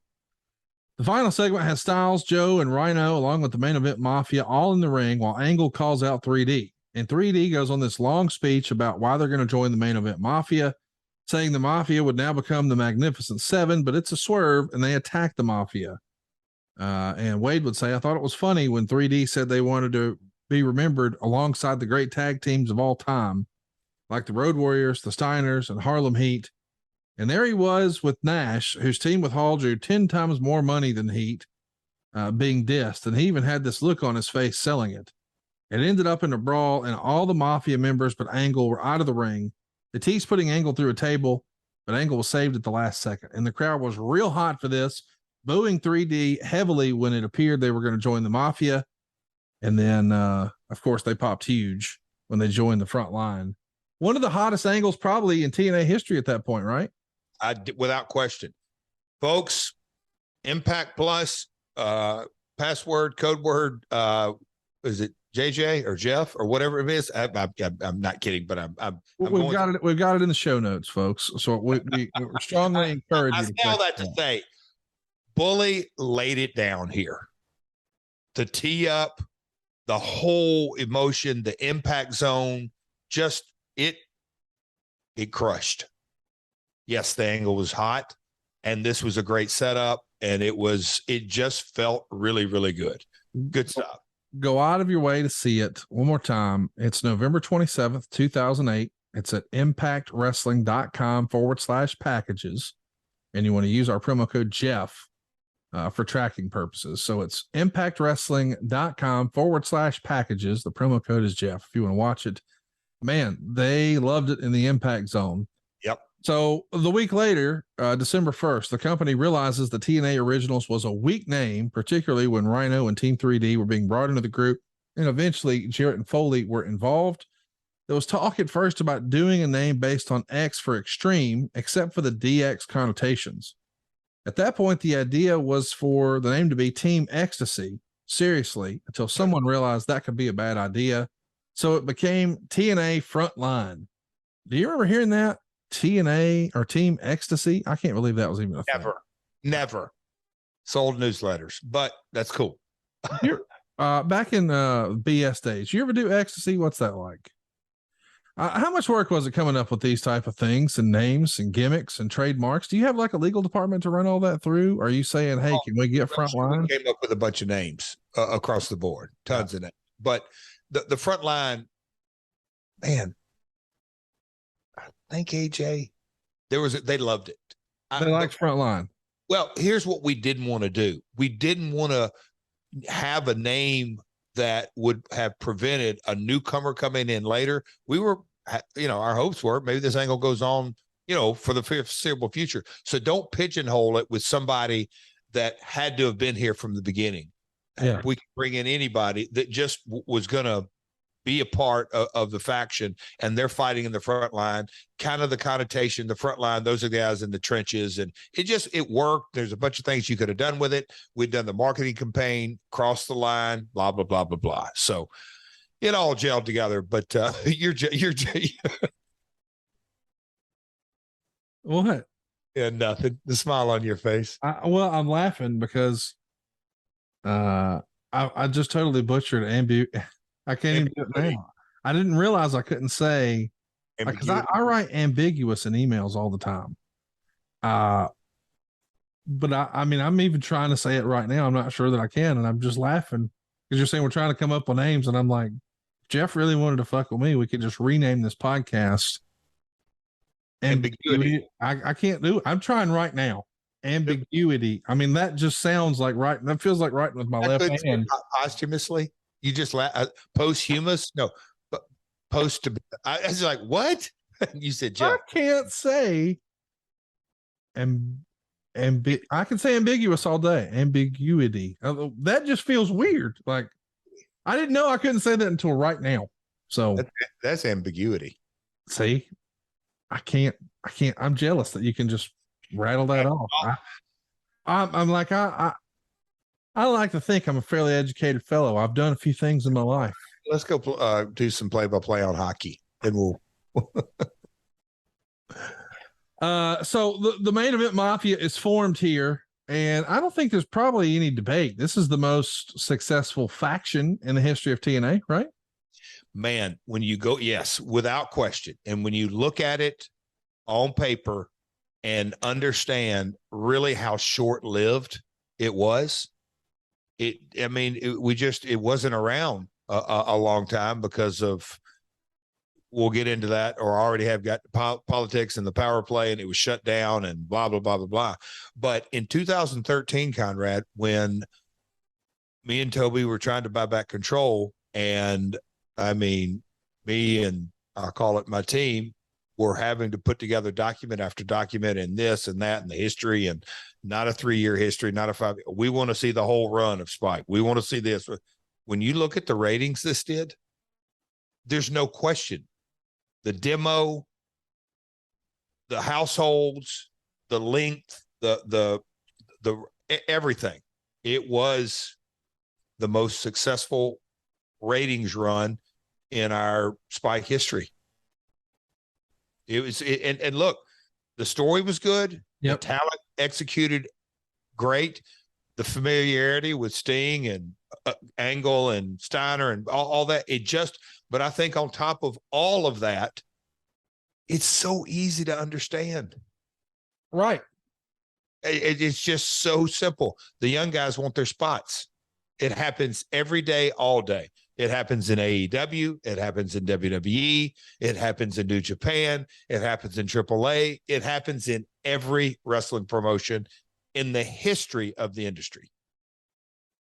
So we'll discuss the rest of the Main Event Mafia storyline another time, but I do want to ask, just in the formation, with the benefit of hindsight, is there anything you would have done differently with the launch? Like if you could go back and change one thing here or there, would you?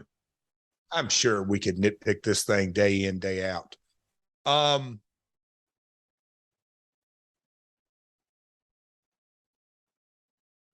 Nothing jumps off the page because success speaks for itself.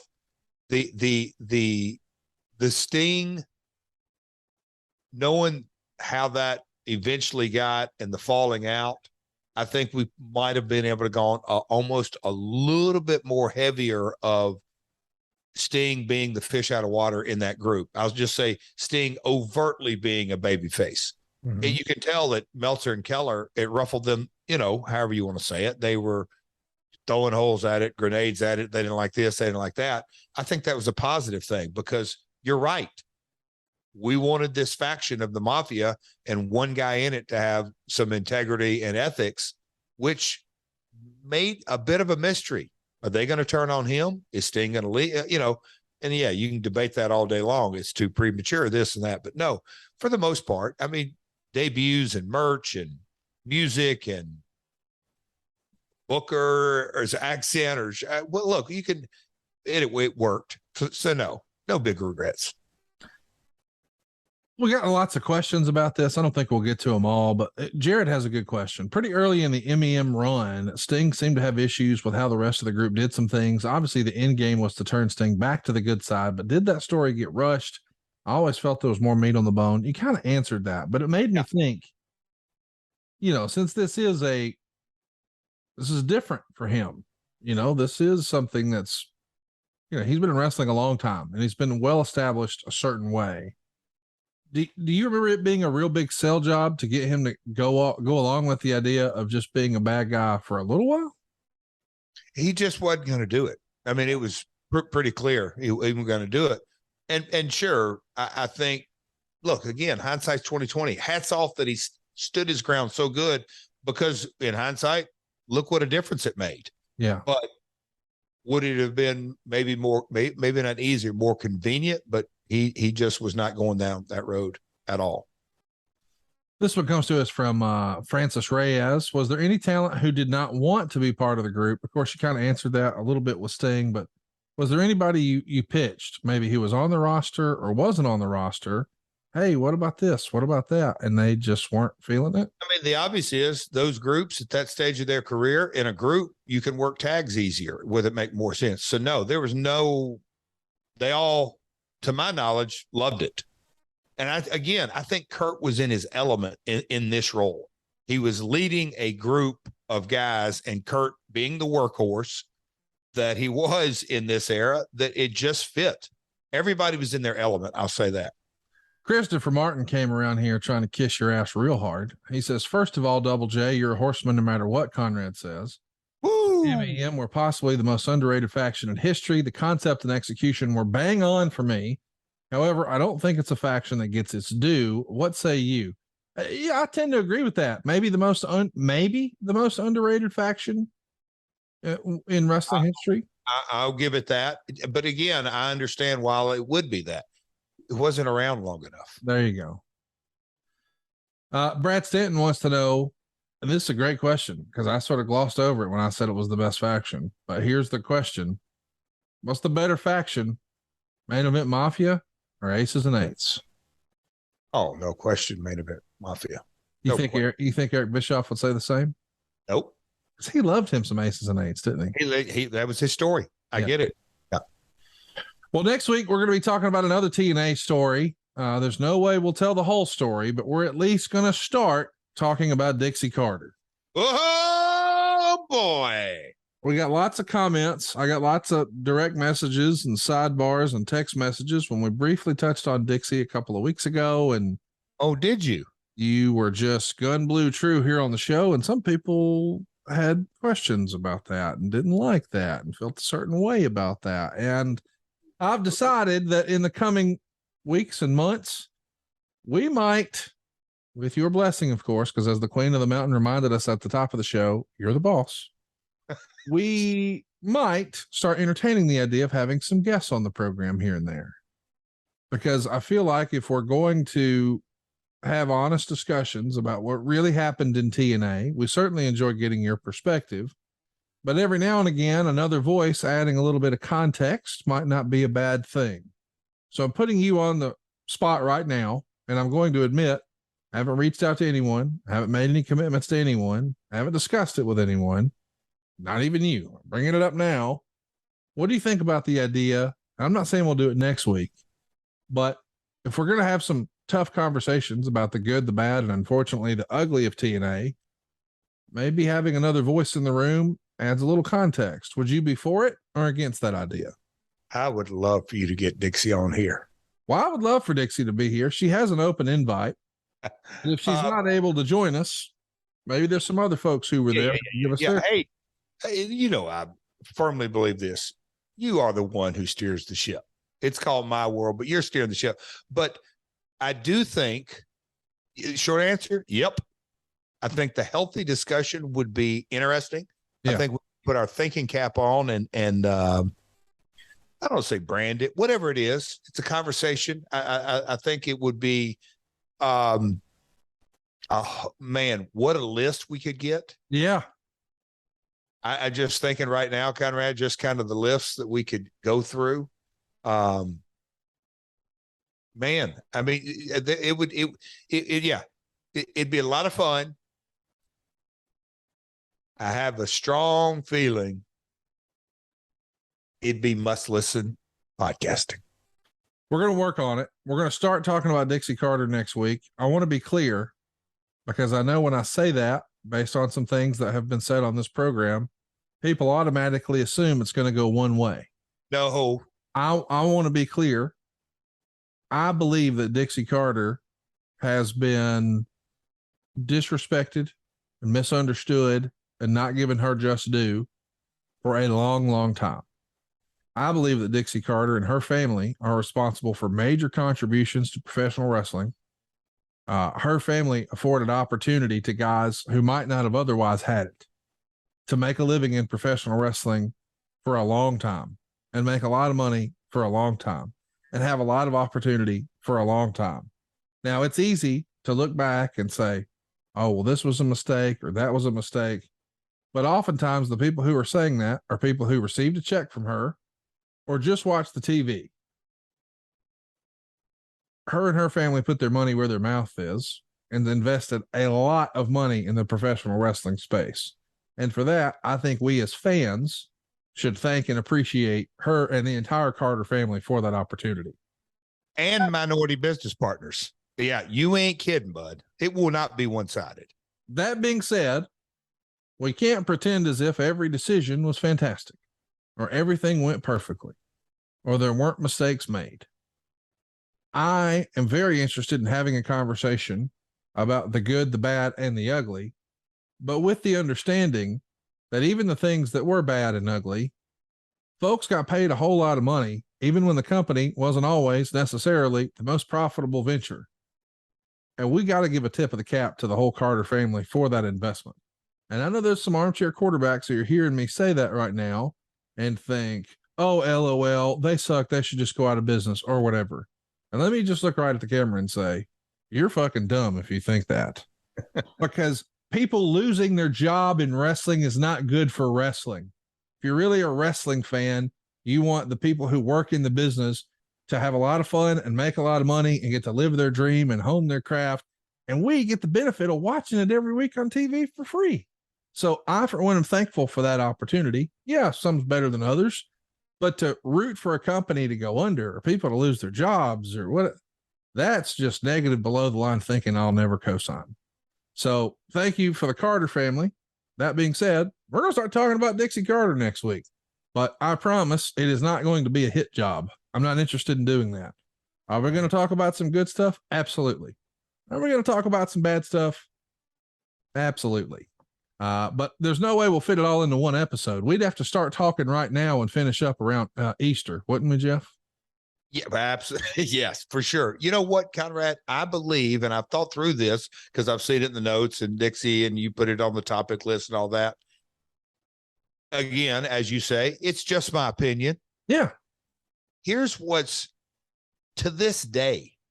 I only know what I know through the lens of what I watched and perceived, and also what Dutch would tell me or Russo would tell me, or me and Dixie's communication broke down so bad.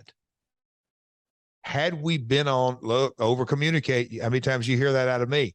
Had we been on the same page communicating much better, there's some questions that I don't know the answer to this day, but I think in these episodes, I'll be able to give context. I'll be able to give backstory.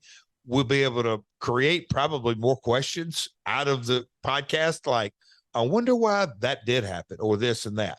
And when you really drill down into it, and when you look at TNA 2002, Dixie Carter hired as a PR agent, we'll kind of jump off into that.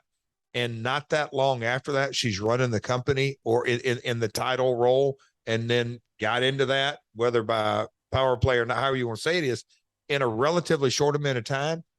A lot of pressure, family pressure, business pressure, talent pressure, day-to-day pressure. It's going to be a really, really interesting conversation, because I can't wait to hear your business brain fire off questions at me. I mean, it'll be healthy discussion. I'm looking forward to it. And I want to give everybody a tease here, because I don't think that this story's out there. And I don't want you to give me a full sentence or a story. I want you to just say the answer. And then we'll leave it there and we'll catch up next week. You referenced a minute ago, Dixie Carter started to work with TNA in 2002 in a PR role outside the company, doing the PR for TNA. That was in 2002. What year did you first meet Dixie Carter? Don't add any context. Just tell me the year.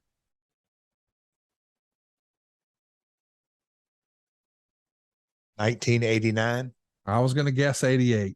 This is going to be a fantastic start to the story. We'll start talking about Dixie Carter next week. In the meantime, check out adfreeshows.com. You'll see our recent conversation with Bill Apter for the Insider Series. He told stories about Vince McMahon you've never heard before, including Howard Finkel, Hulk Hogan, lots of nuggets that I had no idea, I had never heard before. And Bill admitted he had never shared publicly before. We also did a fantastic little video on the WCW World title that Ron Simmons made famous with the guy. And we did it on Reggie Park's 1-year anniversary of his passing. And we caught up with his protege, Dave Milliken, to talk about that belt. If you love WCW or Reggie Parks or that belt, I can't recommend it enough. Eric Bischoff sat down and went face to face with Raven after all these years, talking about their past. Jeff and Karen, the queen and king of the mountain, talked about some of their favorite memories from Tripla. And boy, they had heat down there. We've still got that upcoming Tony Schiavone live Q&A. Jake Roberts watching Halloween Havoc 1992. And we're going to take all of your questions, if you're a top guy, all over at adfreeshows.com. Remember, you get all of our shows, and I mean all of them, early and ad-free for just $9 a month. Give us a like, throw us a subscribe, leave us a 5-star review if you think we've earned it. And don't forget to follow us on Twitter at MyWorldPod. You can follow Jeff at Real Jeff Jarrett. I am at Hey It's Conrad. And you can introduce a friend to our YouTube channel. The best way to enjoy our show in bite-sized bits over at youtube.com/MyWorld with Jeff Jarrett. And Jeff, let me just say this. If you're going to play Rocky Top, all right, if you're going to do that for real, you should play it through the damn gimmick here. So play us out. Here we go. Let's go ahead. Oh, there we go. Well, full transparency. I text you and said, "Hey, Connie." I didn't get a reply. Isn't that a beautiful thing? That is the most countrified. Hey, Garth Brooks has sang that in Neyland Stadium before. There's a lot of well, listen, it's fun today, Conrad. A lot of fun today. It was a lot of fun today. I'm super excited that we got to do this. I love talking about, the good old days of TNA, and this is about as good as it gets. And I want to mention, I can't believe this is real. Tennessee won. I was wrong. Play us out, Alabama. Hit us a little Dixieland Delight. It's y'all's song now. I hate you, Jeff Jarrett. Connie.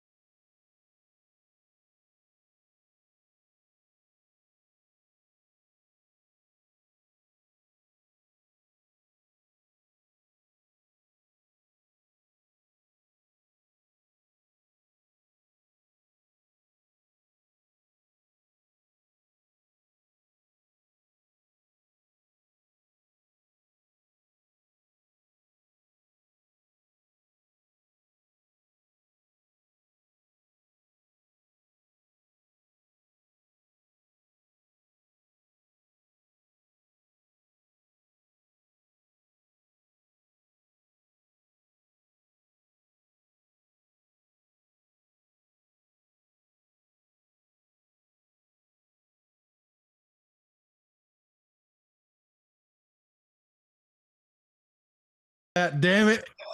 We're going to kick your ass in the SEC championship. Kidding. You won't be there. Georgia will. See you next week, folks, right here on My World. Peace, my friend. Hey, it's Conrad Thompson. Thanks for checking out the podcast here on YouTube. Be sure to hit the subscribe button and the notifications bell so you get a notice anytime we upload some new content. And go save yourself some money right now. If you're in a 30-year loan or you have credit card debt, it's not a matter of if I can save you money. It's a matter of how much. Find out right now for free at SaveWithConrad.com.